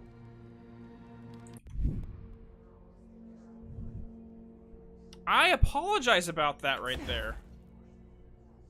I apologize about that. So, I just made some changes on the spreadsheet I use for the collectibles, and I went to go save it after I made the change, but decided to hit Control-S on the wrong computer, and I use Control-S as my hotkey to go to the start screen, so sorry about that. But what I love about the fake planes one is, let's be 100% honest. Would you be able to disprove that as just a normal person without being allowed out on the runway to touch and feel everything? Is that something you can disprove? Because there's two modes of logic. Something you can prove, or something that you cannot disprove, and they're not the same thing.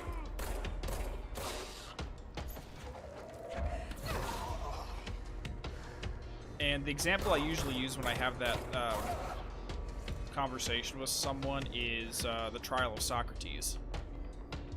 Back when I was in college and I was taking a philosophy class, we were reading a lot of Plato and Socrates at the time. And we were basically tasked with reading a certain section and then making flashcards on our analysis of those areas.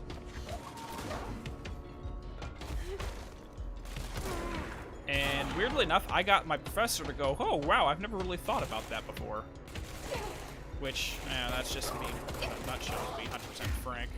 Are we good here? We're good there. Alright, so basically I was reading about this trial of Socrates, and the question I posed is, how do you disprove something that cannot be proven? So I know the running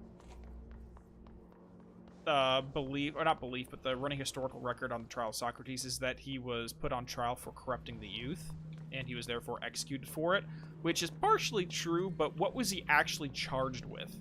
The crime he was charged with. Socrates was charged with the crime of not holding the gods approved by the state.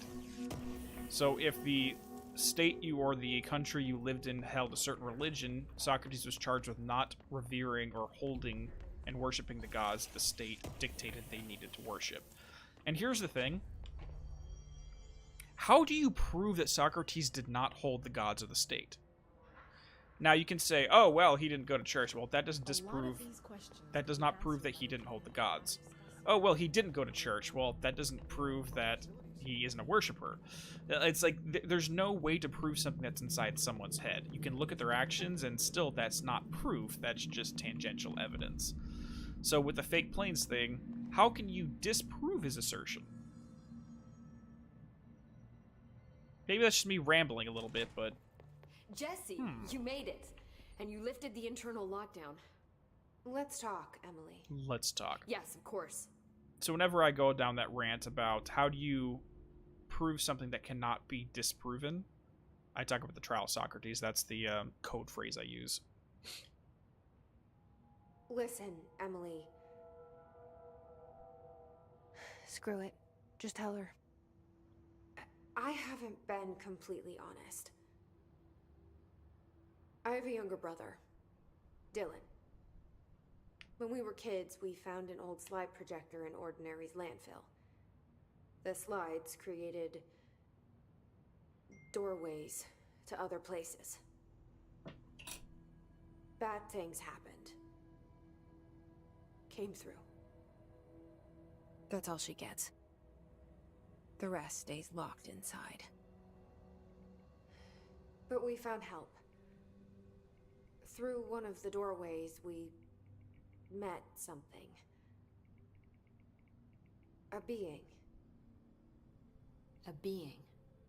What kind of being? It's hard to describe, but she helped us. We managed to turn the projector off. The bad things that came through the doorways were gone. After that, your people came. Tried to grab us. I ran away. They got Dylan. I left him behind. Bureau agents took your brother? Yes. You covered it up. No one believed me. I just want to find Dylan. I've been looking for him ever since. What happened to the slide projector? It sounds like another object of power. I thought you took it. The Bureau. Along with Dylan. I've never heard of it. But around here, I assume everything's classified. You know, I looked into the Ordinary AWE case files after you mentioned it. Trench and Darling were both involved. A large area of the containment sector was reserved for it. The case hasn't been active for a long time. I have no idea if anything's still there. Can you tell me more about this being you found? Let's hope you two get along. She's been with me ever since Ordinary. In my head. She led me to you. I call her Polaris. Sorry, it's my work phone. I'm trying to deal with the crisis right now, Isaac. Did Polaris know about the hiss? If she got you in here in spite of the lockdown, she's very powerful. Which may help explain your test results. Your readings are incredible, Jesse. Now, cross-referencing them with the database, I found 2 matches in Darling's old classified files. Unfortunately, I can't access them beyond the file codes, but one was P6, referring to a prime candidate for a potential future bureau director. This was logged years ago. Dylan. Is that Dylan?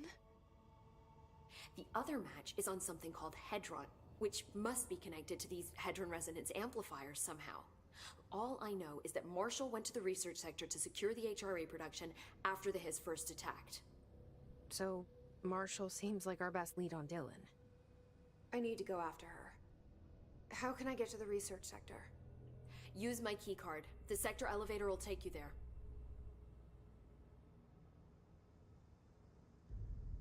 Marshall is the next step. What Emily told me about Ordinary, my powers being connected to things in the Bureau's past. I am so close to something. Do you feel it? Something's coming. We take turns to come for a visit. I helped you. You owe me now. And when time comes, I will come calling.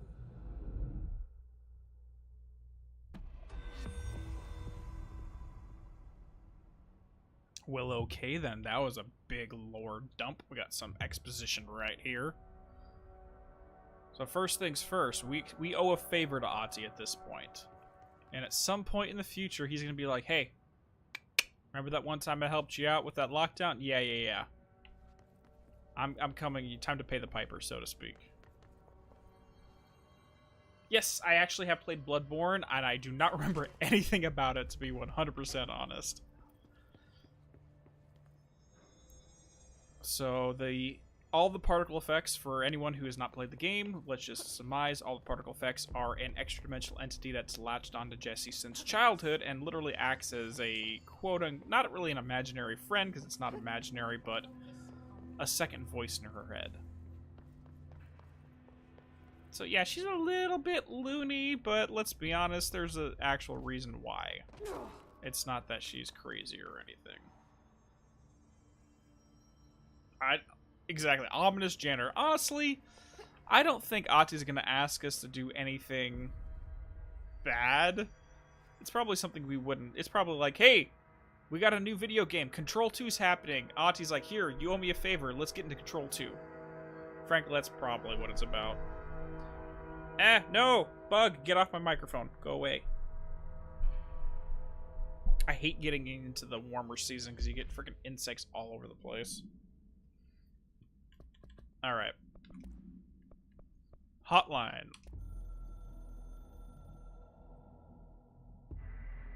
The Hiss/Spread is searching for transmission speakers to corrupt chaos. The astral plane is a conflicts, a switchboard.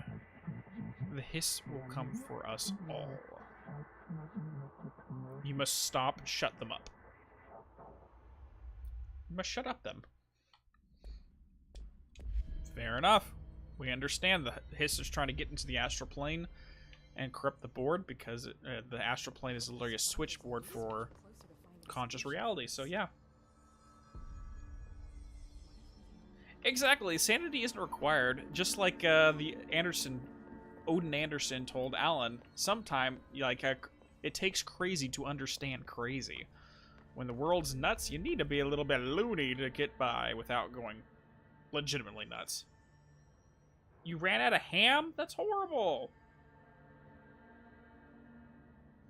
What'd you do? Why'd you eat all the ham? Alright. So first things first, we have a few quick side quests to take care of before we head down into the next area. Negating it. So let's go knock that out after we pull onto these. I want you for sure. And we got another personal mod slot. Perfect. And what do we got here? 75% launch damage. Let's wait on that. I don't think we need that just yet. We don't need this triple shot too soon. Okay, what else we got here? So we got gift cards, executive, service open, pierce mode. Sure, why not? And we're not. Yeah, might as well. Okay. Now let's see, what other constructs do we have? Can we make anything? Yes, we can get new grip. Let me just get the grip upgrade first, and because I'm going to use the grip more than the spin as of right now. Okay. So headshot damage, don't care about it. Damage against armor, don't care about it. Standard damage, I love. Yeah, let's just get standard damage for right now, and then get rid of... Ooh, no, 24. No, hold on. 24, and damage after kills. There we go. That's what I want. So let's get rid of Yoop. Let's get rid of Yoop. Let's get rid of Yoop. And hold on to that for now. I don't care about that. Let's hold on to you. Okay. Alright, what else do we got? Shield energy cost, don't need it. Health recovery, launch cost. Ooh, that's good. Launch energy. I don't really need that right now. Energy recovery speed, that sounds good. Boom, boom, boom. I know this is the most fascinating part of the game. 100%. Alright, here we go. Turkey ham is the best. Oh, you did make a few sandwiches this week? Gotcha. You got that right, Sonny. Oh my god. I can hear his voice just perfectly every time I hear that line. Oh, wait. The ability tiers from DLCs aren't available. When I replay the games, they were all available from the beginning. How'd you do that? Oh, they're here right now. They're available.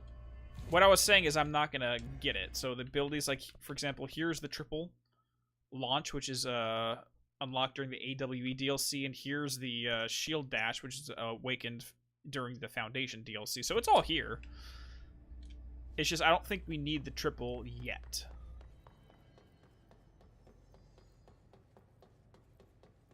The game's not hard enough at this point to necessitate us having the triple launch. They both contain player characters who came into the place of personal reason, but forced to serve a higher being of unknown motives. Nothingness, you'll definitely notice a series of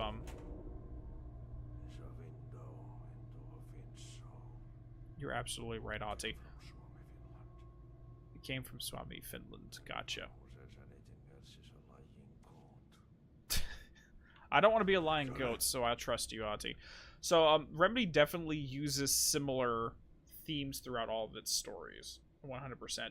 I mean, even in Crossfire X, the latest game, Finley Hall ended up having consciousness linking to his that ended up giving him visions of what would happen in the future and guiding his hand literally on how to get through it. It's back. What killa päätti? Paska mikä paska. No clue, Ati, but let's go take care of that mole. The clog decided to return, so let's go take care of that clog because it's not allowed into this reality ever again. You know what? You guys can just chill. I'm going to skip past you. Bye-bye now. And he's going to be over by the coolant pumps, so let's get out there.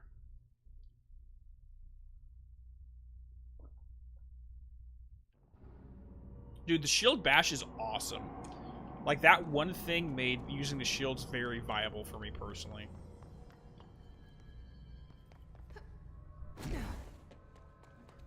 Boop. Alright.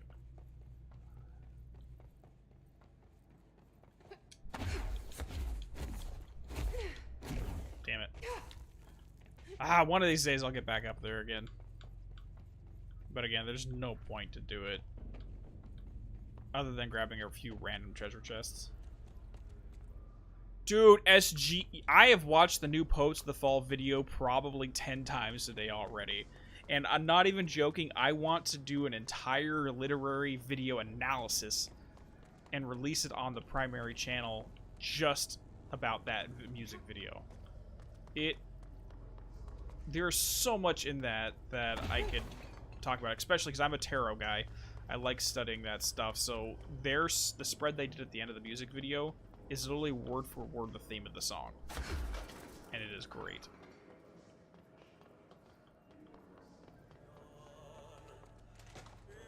Oh. We got this again. Sankarentengo's playing, which means something needs to be cleaned. Hello again, Mr. Clog. Hi there. You've really let yourself go. So, weirdly enough, if you have the rocket launcher right now, you can sequence break this entire encounter, blow up the ground here, and beat it without having to go downstairs. Weirdly enough.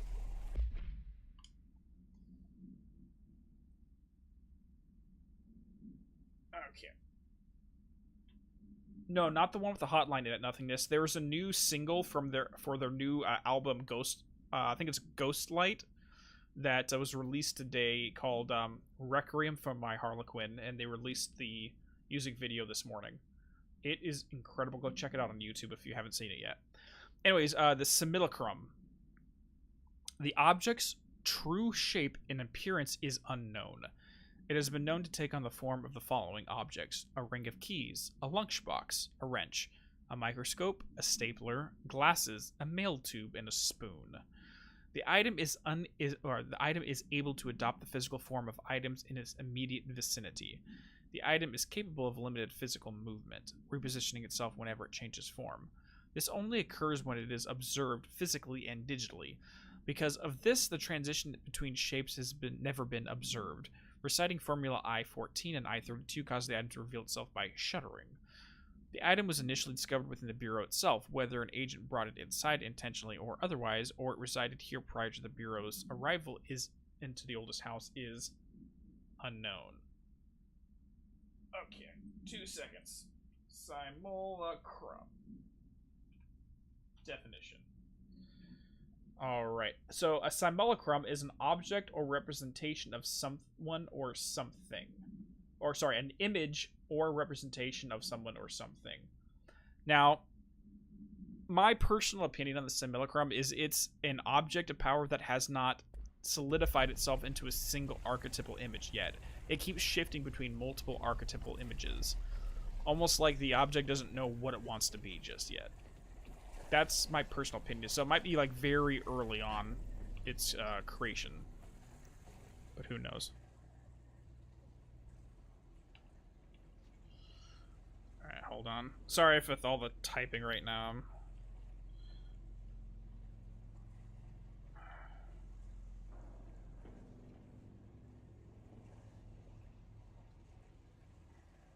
Sorry, one of my roofers' vehicles got broken down in front of a customer's house, and I'm trying to get someone out there to take care of them, so that's why I'm taking a few breaks right here. I apologize.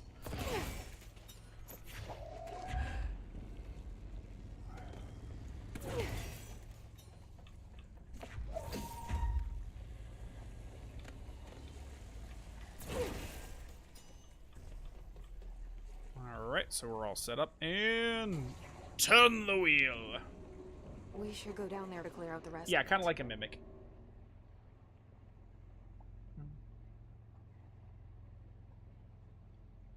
Simulacra. I've seen that name thrown around for the video game, but I don't know anything about the game itself.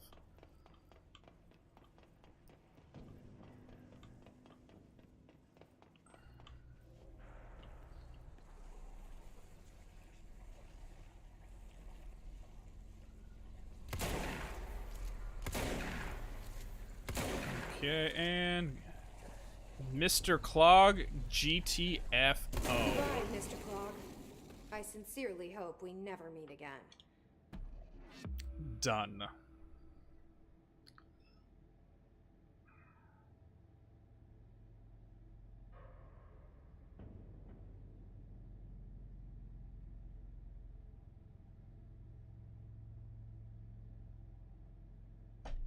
Okay. So side quest complete. We got one of our collectibles complete. Now we can go to the research sector. Let's get going.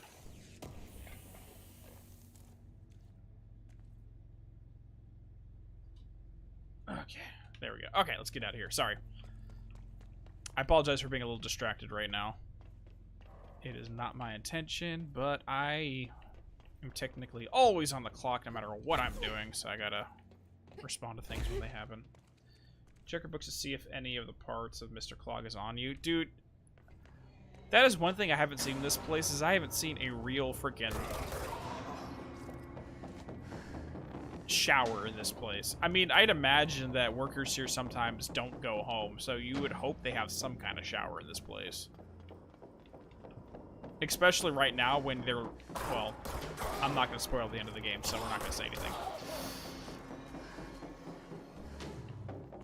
I will not finish that sentence.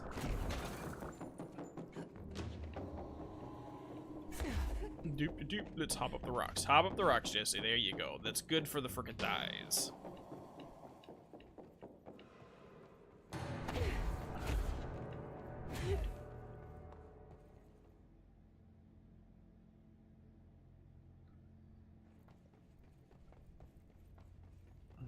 Oh my gosh. Sorry, all of my project managers are messaging right now. I'm trying to ignore it. Alright, back to Central Executive. That's right, we have seen showers in the Foundation. I think those are more decon showers than anything else, to be 100% honest.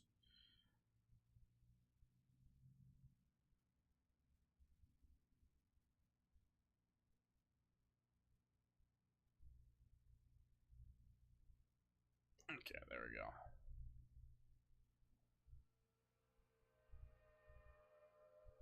Samakura is about someone trying to save those kidnapped from a hyperreal being. Okay, so it's definitely the odd ones right there. Okay, we're done here. We are ready to head into a new sector. Whee! We're probably not going to finish the research sector tonight, but we can at least get a good deal into it.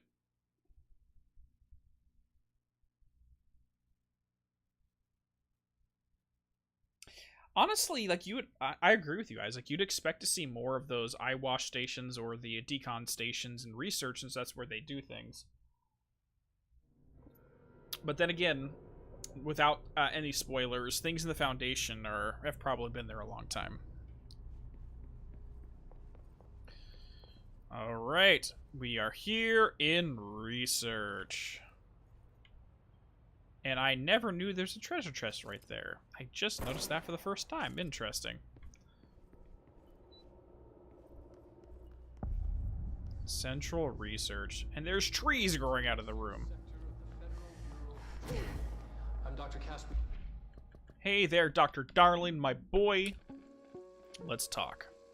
Welcome to the research sector of the Federal Bureau of Control. I'm Dr. Casper Darling, head of research. Somebody thought this video would make for great internal communications. I'm looking at you, Mr. Tomasi.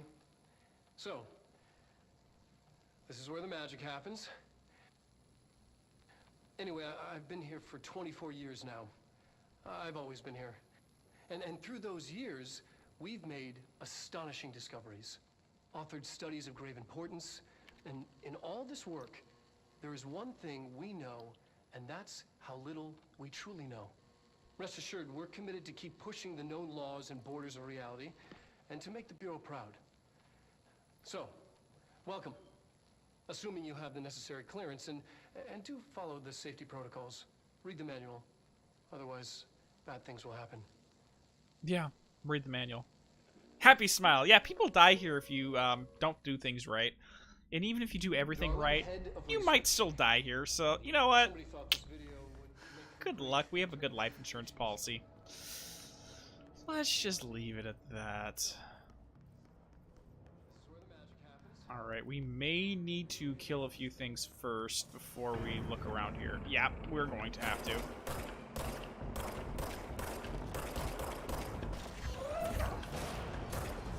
There we go, he dodged, so we got the smack on him. Hi there. Come on, boys. You got nothing on this. See, I could just stand here at the top of the stairs and assert my dominance like frickin' Obi-Wan having the high ground. Come on.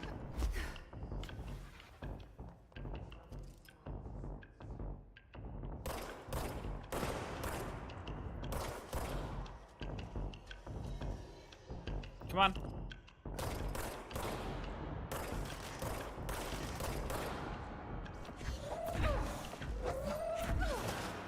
Alright, I'll take you guys out legit. I apologize. So as long as you have enough shotgun, enough damage on these, you can literally just, like, throw it in them, shoot them, and call it good.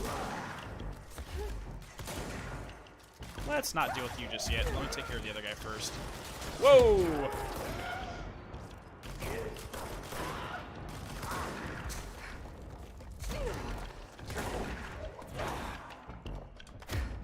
Oh, I literally freaking meleeed over the back of his head. My bad there. Alright, let's head back up to the top. Collectibles, we got a new Hiss Sniper. Oh, you got into, Full Sail University. Congratulations, Fox. Very nice. Hold on, let me see. Where's the hiss? Where is the hiss sniper? There we go. Boom. Alrighty. Of course, the snipers from Quantum Break would be here too. Yeah, they're basically the exact same thing from that game. All right, Bureau snipers not despecialize. Wow, specialize in limiting threats from a distance using the telltale searchlights affixed to their rifles to search for targets. His snipers are no less lethal. The corruption has not changed their tactics. They clearly prefer to maintain a good distance from their target, waiting in elevated positions for a clear shot. Care should be taken in open spaces. Check the balconies. I should note that their rifles are equipped with a bayonet for close quarters combat, and the Hiss snipers are well aware of how to use them. You want these guys as stormtrooper sims? Why? Alright. So we're going to have a huge freaking document drop once we head upstairs. So get ready for a lot of talking right now. Emergency call supplement. Wait, is that summary? Oh, that's the summary, not the supplement. Sorry. Alright, a possible AWE in which an unnamed individual experienced transcorporeality via phone line. Event is notably similar to AWE something in which something. Event is believed to have been caused by something, and a result of following measures have been taken to prevent something. So this is a heavily redacted situation. Occurred in 1993. And honestly, this is one of the most mysterious AWEs that we still don't have information on. So that's going to be the call summary. Origin. So I'd say this is probably one unanswered mystery we still have, is what the hell happened during this event. What's in the dead letters? Archive. We're talking about the other one for this. We're going to get the supplement later on in this area, actually. For the call summary. Or the call supplement. But let's head on up, and we're going to be seeing one really cool Easter egg that's in this area is right here in this first office. Not this. But let's get this while we're here. Alright, we have a plants complaint.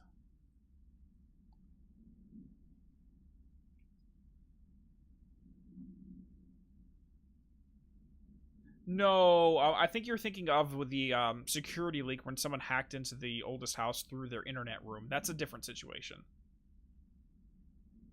That's what you're thinking of. That's a whole different situation. Okay, so hey, I was just wondering about the plants and research. Is it really necessary to sing to them? I mean, that janitor does have a nice voice, and the plants sure do seem to like it. Maybe he could just switch it up a bit. I'm getting pretty tired of the tango. And where do these plants even come from? No one seems to remember when they were planted, and people like them a bit too much, if you ask me. Are we being invaded by houseplants? Worth looking into. Dr. Lewis. Oh, we know Dr. Lewis. He appears all over this place. And the plant issue is something I think has never actually been solved. Yes, we love Ati's Tango. There's never too much tango. Alright, this board right here. This board right here is another amazing find. It's about a shoebox. Some notes. I think I've stumbled into something here. Only notes early. Says early hypothesis now. Further tests needed. Shoebox retrieved from ordinary. Wink, wink. Potential altered item not flagged. AWE in the lab. Everything affected but the shoebox and its contents. We recreated the event. Same result. Recreated with a different shoebox from home. Same result. What the fuck? Shoeboxes cannot be altered. Contents are safe. Why? How? A loophole. We could use this. Essentially, anything kept within a shoebox is immune from any alterations.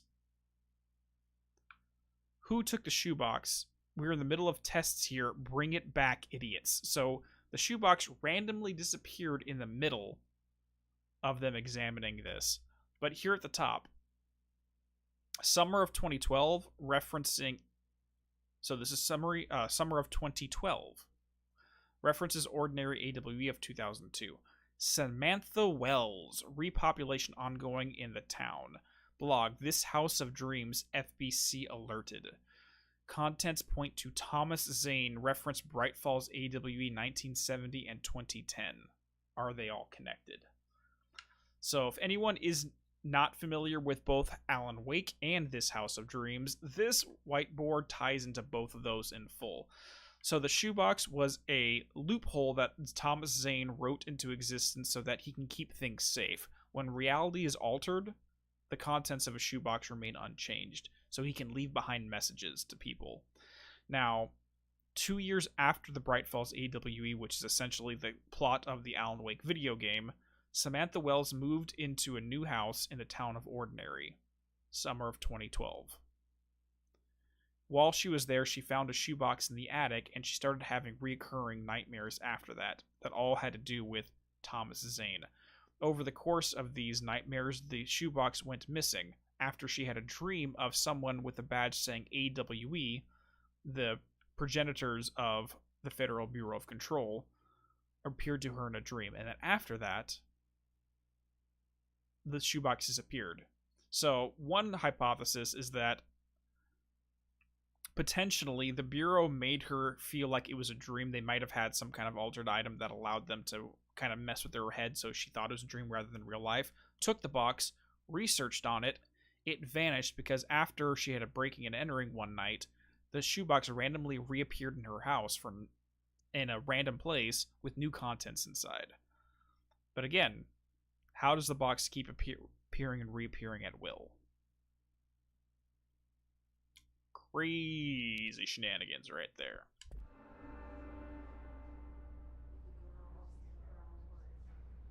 Yep, people are coming back to Ordinary. So Ordinary is having a repopulation effort after everything that happened during Jesse's childhood back in that town. But we're not going to talk about that until we get a little further in the game. But yeah, so that little whiteboard is just fucking nuts. Exactly. That's what I'm thinking, Isaac, is that because she remembers seeing someone with an AWE badge saying that they were from a federal government agency, that they needed the shoebox because it contained classified information, and then she woke up saying, oh, that was a funny dream. What if it wasn't a dream and that really happened? They only made her feel like it was a dream. I mean, that would certainly be a Men in Black way of neuralizing her and wiping her memory while not really wiping it.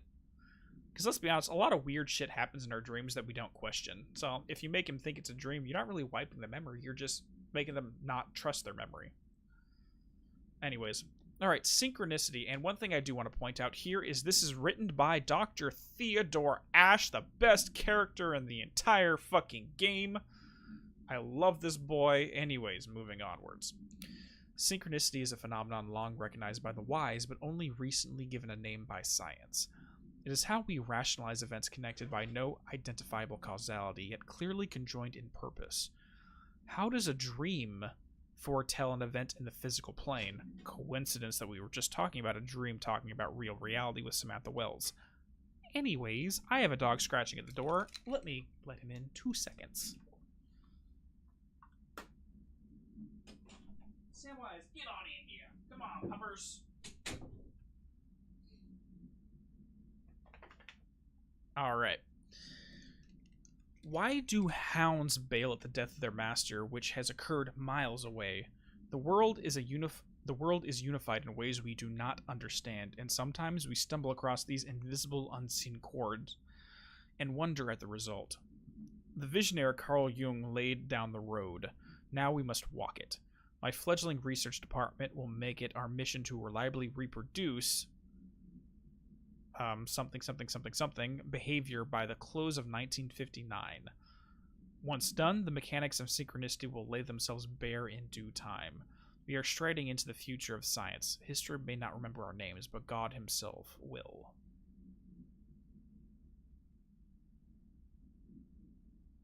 Oh, you talk about the LSD simulator map graph that you sent me?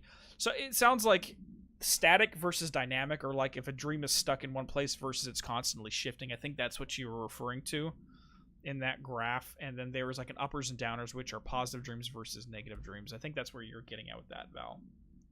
You correct me if you think I'm wrong on that. Let's get rid of all those shenanigans. Synchronicity. And let's be honest, we all experience synchronicity in one shape or another.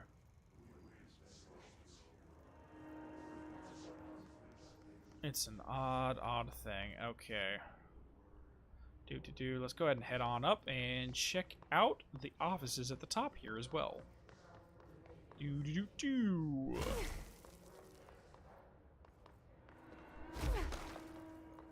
Any enemies up here? I think there's some enemies up here.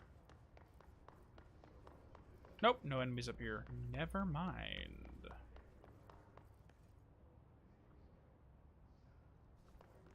Okay, Dr. Darling's office. Let's head on in.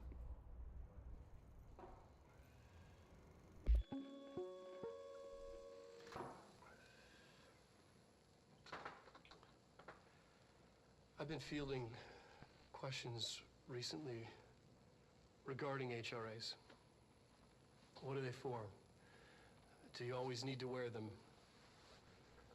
And what's the deal with the Hedron resonance anyway?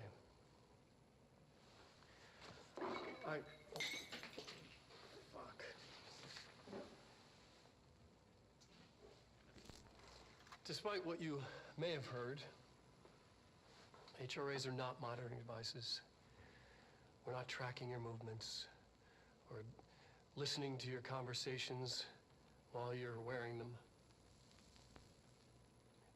We do that regardless whether or not you're wearing an HRA. Think of them as a life preserver.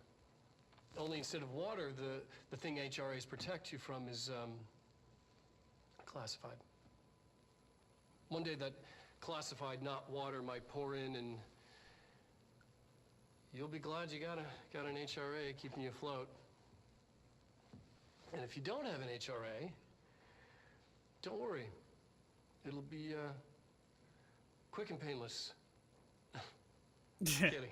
Yeah, I'm kidding. We're making more. You haven't slept in a while, have you, buddy? Yeah, we do that regardless of whether you're wearing this. Let's be honest. It's just, you kind of have to accept you'll get used to we're spying on you at all hours of the day. I've been fielding questions. Now, one thing I love about this game is how they handle the projectors. I can literally project this anywhere I want. I just think this is so freaking cool. It's for no reason. I just think it's awesome.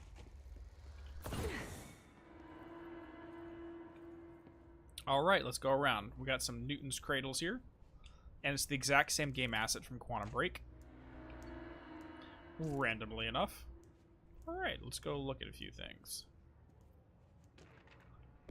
All right, research on the astral plane. Boop, deleted. Yeah, quick and painless. What the hell, dude? Based upon my hypothesis about what happens when you're infected, it's not quick and painless. It's pretty horrifying, actually. Anyways. The Bureau has spent years studying why objects of power transport users into the astral plane when touched. My predecessor, Dr. Ash, my boy Dr. Ash, the best character in the game, theorized that a potential receptacle determined by Jungian archetypes in the collective subconscious would be inhabited by the paranatural energies when an AWE occurred in its vicinity to create an altered item. Over time, a link was created by the board and the astral plane to the item, making it an object of power. So essentially, certain paranatural energies would eventually, during an AWE, would latch onto a random archetypal object, forming an altered item, mixed with altered materials, which we'll talk about later. If you're curious about how this process works, check at the top right. I will have a video linked out about the creation of objects of power and altered items.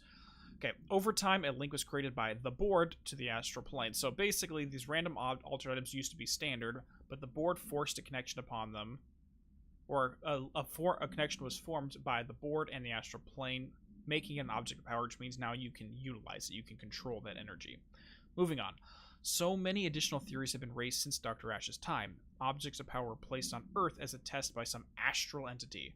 Our dimension was once part of the astral plane, and the objects were left behind as its borders receded.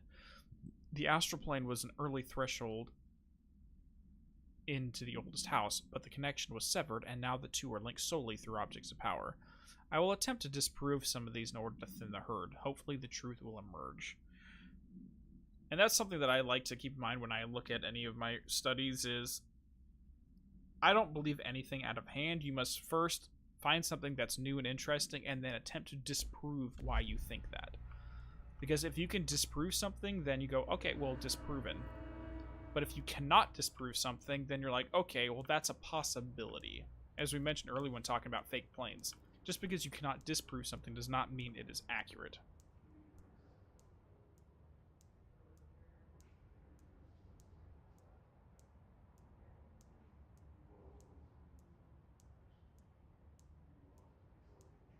Okay, sorry. Give me a second. I think I figured out the solution to my work problem. So I'll be right back while I settle this up.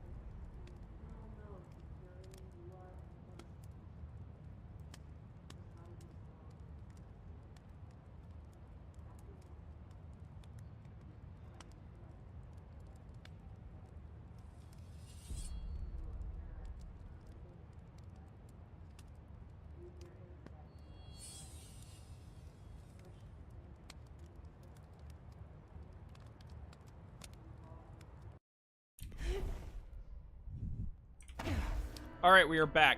I solved the work problem. We are taking care of it. Crisis averted. All live on stream with everybody, so yay, that's fun. Next one, resonance theory. Click, click, and click. Alright. Resonance. It's there, but we cannot see it. It vibrates around us, through us, from us. But what if the vibration is conscious? What could a force like that do?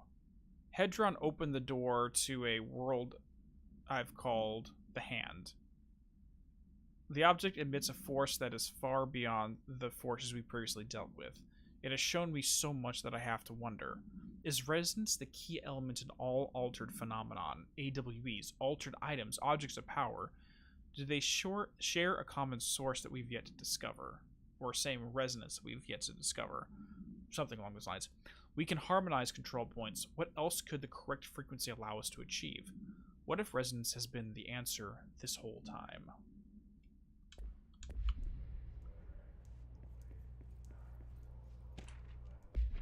Budget request from Dr. Lewis. Again, Dr. Lewis, and he is talking about parakinesthesiology. Boom, delete that one. Alright. Dear Dr. Darling, I suspect my colleague Dr. Harrington has already contacted you asking for an increase in her department's budget.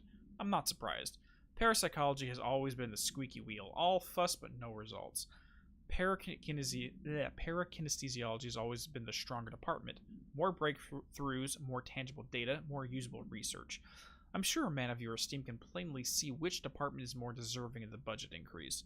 Just think that those additional resources could do for an already formidable research team. Anyways, I know you're a fan of single malts, so I left a bottle of well-aged brown on your desk. Yours in admiration, Dr. Abraham Lewis. Oh, this guy's brown-nosing over here. He's trying to bribe the boss for more funding. Anyways, just in case anyone wants to have a little extra information on why Lewis might not be in the wrong here, is Dr. Harrington is Dr. Bethany Harrington, who happens to be the very same lady who started that lovely puppet show, The Threshold Kids. Anyways, moving on.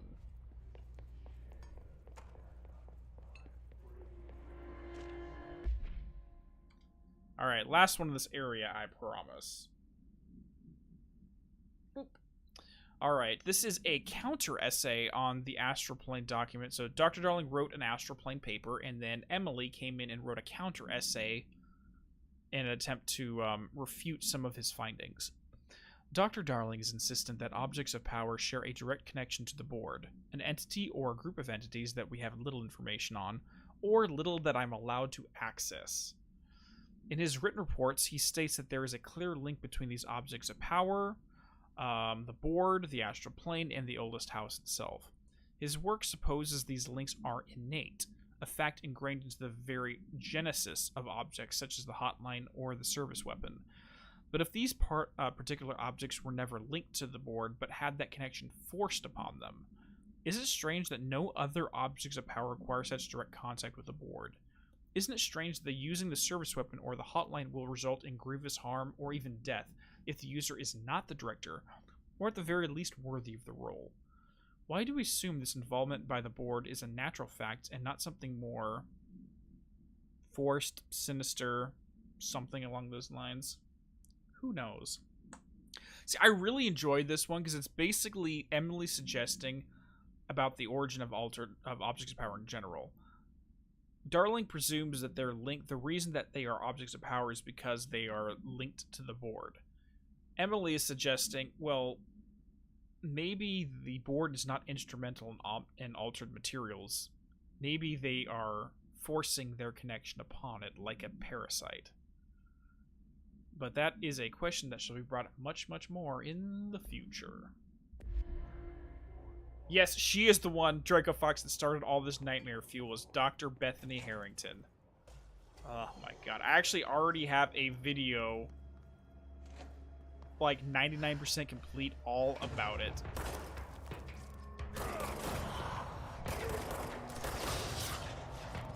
I literally just head dodged that freaking rocket launcher. That was awesome. Come on, where's everybody? Where are the enemies? Oh, they're all like way below me. We can just ignore them. Working in parapsychology does some horrible things to people if it means creating something like the Threshold Kids. No one bring her to Cauldron. Like, oh my god. Can you imagine the type of nightmare fuel that would be created if she was ever in Bright Falls? That would be flipping horrifying.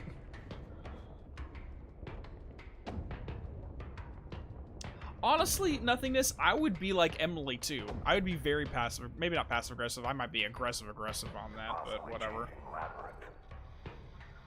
All right, let's go ahead and check this out real quick. Ashtray Maze. We'll talk about Emily in a second.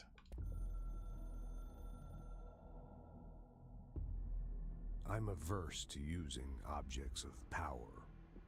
I don't want to lean on things I ultimately can't trust. But the ashtray and the cigarette, smoking there forever, have their uses. The ashtray maze they conjure is an impossibly changing labyrinth that no one but the binder, and those the binder invites, can ever pass through.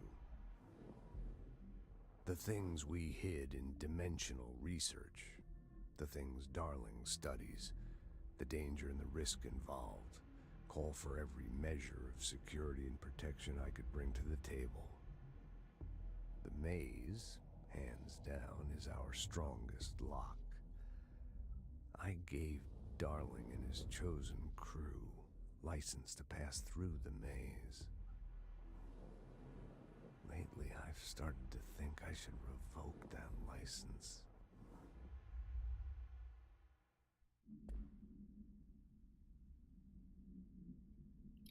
So the ashtray maze. So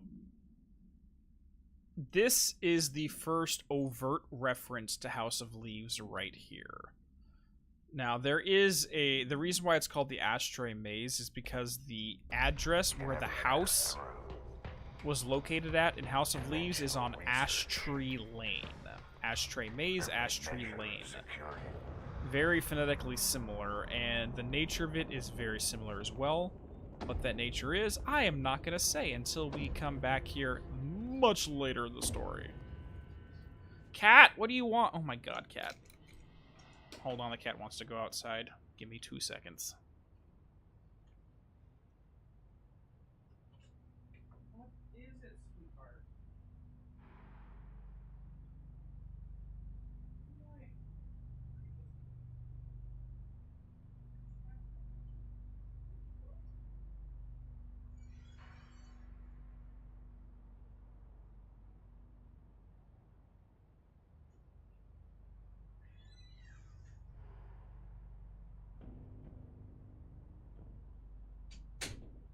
And we are back. Ah, I smacked my foot. There may or may not be a Minotaur in the maze. Who knows? So Emily being passive-aggressive is about her clearance level. Honestly, as a scientist, her being a scientist, it's perfectly understandable. Like, how can you make any proper hypothesis or even test your theories if you don't have access to all the data necessary to formulate that hypothesis? It would be so freaking frustrating. Like, hey, I'm trying to figure this thing out, but I'm only given access to 75% of the data needed to make the assumptions. So, yeah, it's like I can't physically do my job if you don't let me see everything. Granted, Trench was always the type to control or restrict information, so understandable. But from her perspective, it's like, hey, you're not giving me the tools I need to succeed.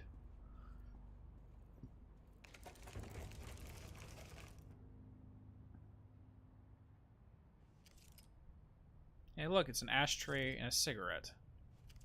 Ashtray and a cigarette. Let's go down here. Nope. Jerk. Jerk, you frickin' walls. I hate you. And we're back at the entrance. Oh, I can almost guarantee that she's given less than 75% of all the data, but it is what it is.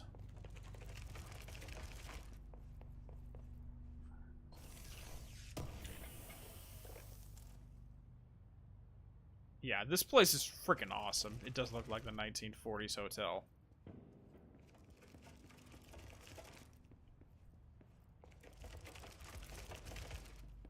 And we're back at the entrance. So essentially, this is the ashtray maze. There is no way to get in and out unless you are invited by whoever bound it to itself.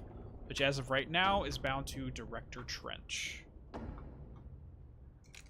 So unless Trench invites us, we cannot get through it. And Trench is dead, so we're kind of SOL. Samwise, why are all the animals disturbing me tonight? All the animals just want all the attention. Okay, sorry. Give me your little pat your head. Sit down, good boy. Give me your hand. Give me your hand. Good boy, good boy.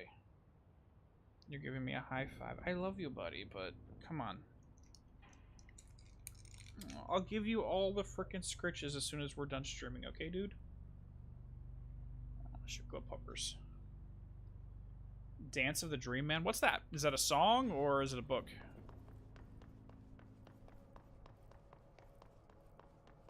Oh, you mean the Black Lodge from Twin Peaks? There is a place in this setting, like, yeah, physically, like, visually, this does look like the Black Lodge from Twin Peaks. Aesthetically, I should say. But the nature of the Black Lodge might be more akin to the Dark Place. Possibly? Then again, I've never watched all of Twin Peaks, so I can't say 100%. Alright, so we're done here. Let's go ahead and keep exploring. We have a lot more shit to find. Boom. This area literally has way too many collectibles to try to find. Damn it, they respawned already.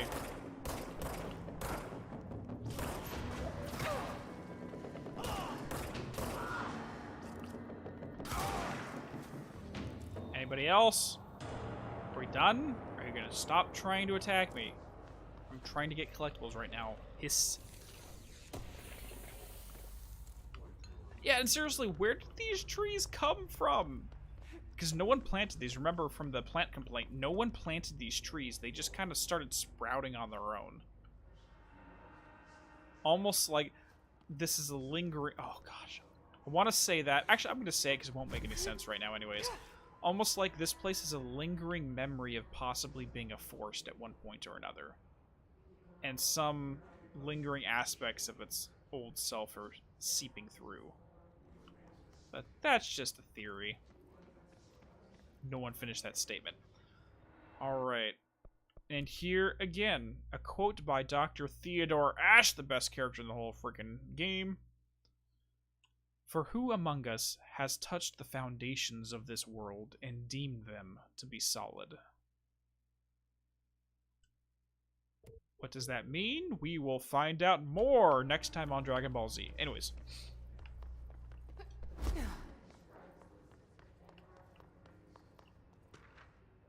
Threshold utility.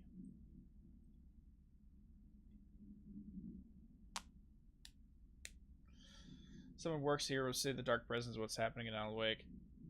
Okay, what would someone that works here would say to get... so if someone would... What would an FBC agent say about the Dark Presence? I don't know, because as far as we've seen, they've never met the Dark Presence itself. They've only... we can't say that because there's spoilers involved. Moving onwards. Alright, Threshold utility. Thresholds have always been sources of great inspiration and great challenge. When a new threshold manifests in the oldest house by Redacted, we never know what new discoveries it will provide to the Bureau, but we must always seize these opportunities. This report will examine the process of distinguishing recent threshold effects based upon their utilitarian possibilities. So, basically, they're trying to determine which thresholds can we use as an actual resource, as something the Bureau can make use of, as versus the ones that are just kind of like randomly there versus the ones that may be hazardous. So they're trying to distinguish which ones are good, which ones are bad, and which ones are useful. The quarry brought Black Rock, one of our most invaluable discoveries, but if the mold has any scientific value, it has been difficult to find due to the lengths we must go into fighting back the particularly prolific plant. These are very distinct cases and worth comparing as their study offers vastly different dangers and rewards. I meant, what's happening, like, what's the reaction to the events and what would they do? we can't. There, that is a spoiler. We will mention that maybe in the next stream, maybe the stream after that. We will eventually get there though. Hubert, Black Rock analysis. Okay, in case anyone is unaware, Dr. Hubert Hubert Tan was in all of the Dr. Darling presentations. So if we look over at multimedia to Dr. Darling, let's say the research sector ones, we'll see him in the background here. Welcome to the research sector of the Federal Bureau of Control. I'm Dr. Casper Darling, head of research. Somebody thought this video would make for great internal communications. I'm looking at you, Mr. Tomasi. So, come on, change. This is where the magic happens. Change. Where is he? Anyway, he's somewhere in this video. For 24 years now. I've always been here. Come on. And through those Stop years, talking, darling. Get to it. We've made astonishing discoveries. There, on the left. That's Dr. Hubert Tan right there. Anyways. So where is this? Reports, Bureau, Research. No. Correspondence. I lied.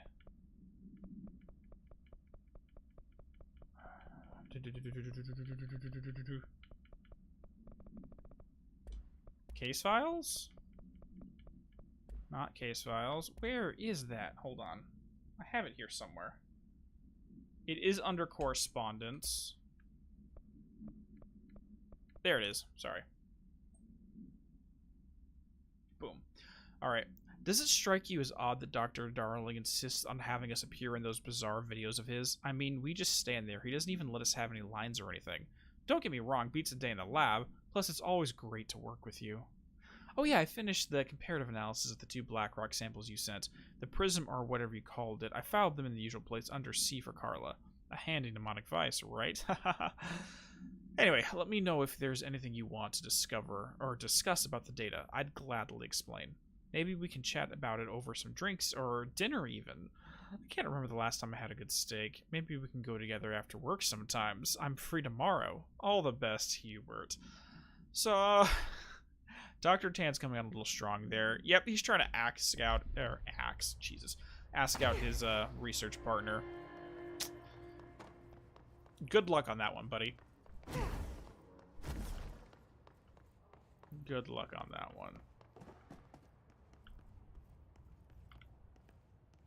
Nothing here. Okay. Skip.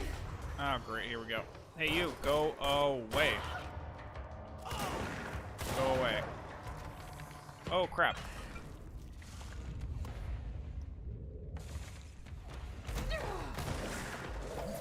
Got it.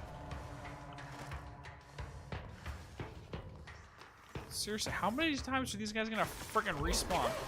Where? Oh, there he is. And kaboom! Sit down, boy.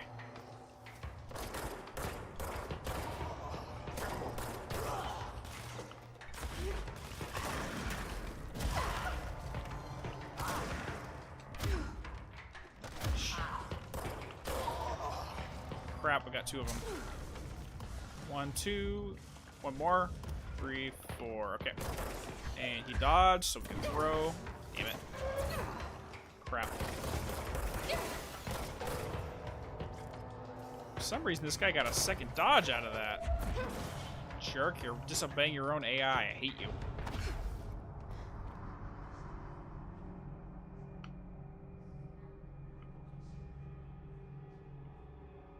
I'm at living decoration at Darling's office. What's in Darling's office you're talking about? Let's not head up there. Actually, what we're going to do is head down. And by down, I mean we're going into Lab 1. Whee! Boom. Yes, the machines are learning and disobeying their own AI. It's horrible. Alright, everybody. You guys ready for something? I think this will be a good place to end off the stream, but before we do that... Oh, they're living decorations, the 2 researchers. True enough. Alright, but before we do that, we have this little thing on the wall here that says Night, the world is mine, nobody else out here. It's time, run wild and royally cavalier. To burn, to ignite, I do it for so much less. But if you're curious what all this is, if you've already played the game, you know what I'm talking about. If you haven't, you're in for a treat. And I do not care about copyrights, because this is not a monetized channel, so let's go.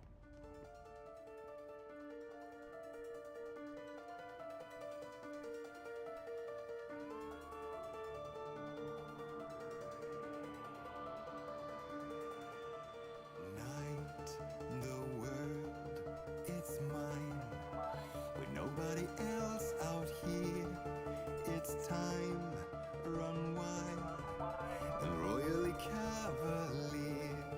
To burn, ignite. I do it for so much less. When all is made clear, there is nothing else. And here we stand, the sweet, arresting duality. And I come to, it's raising all over me. Will I awake? Will I get a ride with you? Yes, I'm hopping to the Poets of the Fall right now. Don't judge me. I'm skipping around like a frickin' dork, because that's how I literally was this morning with their new single.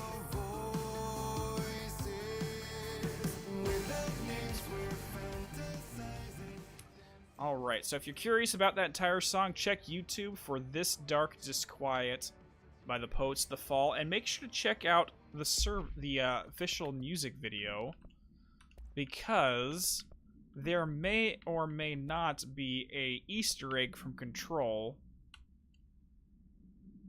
hidden in the music video. That the entire song is being sung on by Marco from the Poets of the Fall using the hotline as his speaker. You want me to try launching the chair?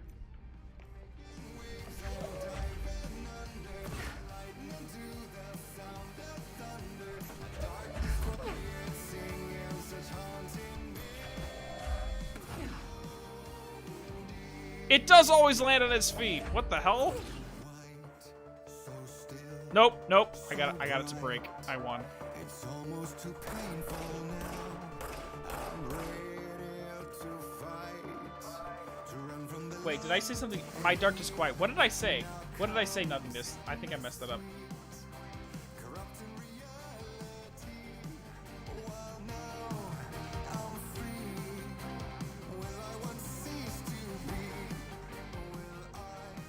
My Dark Disquiet. Alright, so now that we have taken the time to listen to that, and for an extra little thingy here, this is the cover of the album by the Poets of the Fall. It's on their Ultraviolet album. The second song on there is My Dark Disquiet. You should check the whole thing out. Angel, check out the Alexander Theater Sessions, The Angel. It's very lovely. Sweet Escape also has its own music video. Choir of the Cicadas is lovely. False Kings, again, lovely. Dancing on Broken Glass is a very depressing music video. But I would check out all of the entire album if you've never heard of them before. Boom. And for anyone who does not know, Marco, the lead singer, is friends with Sam Lake, the creative director of Remedy, who wrote the story, which is why their stuff is all over the Remedy games. Alright, serious question. Everyone have a seat. So after listening to that song, did the song elicit any particular memories? If so, elaborate. Did you at any point feel a strong emotion? If so, what emotion? Did a clear image of a weapon appear in your mind during the song? If so, elaborate. Provide a detailed description of your current surroundings as you see them. Have you ever heard the murmur of voices when no one is present? If so, what did they say? And do you hear them now? Please choose from one of each of the following pairs. 1 or 2. A or B. Day or night. Apple or orange. Burnout or fade away.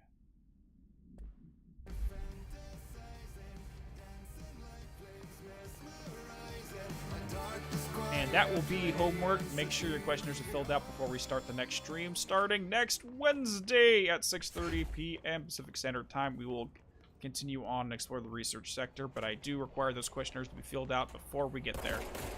Wow! Hold on, after we take care of this little ball of bullshit. You jerk! Got it. Bro, go away.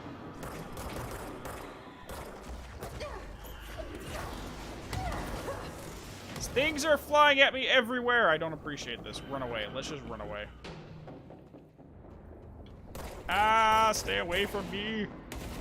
I had this entire episode ended off so cool and those guys had to attack me. Anyways, so yes, that will be the end of today. And we will go ahead and continue on then. I will put the notice for when the stream event's going to happen on Sunday.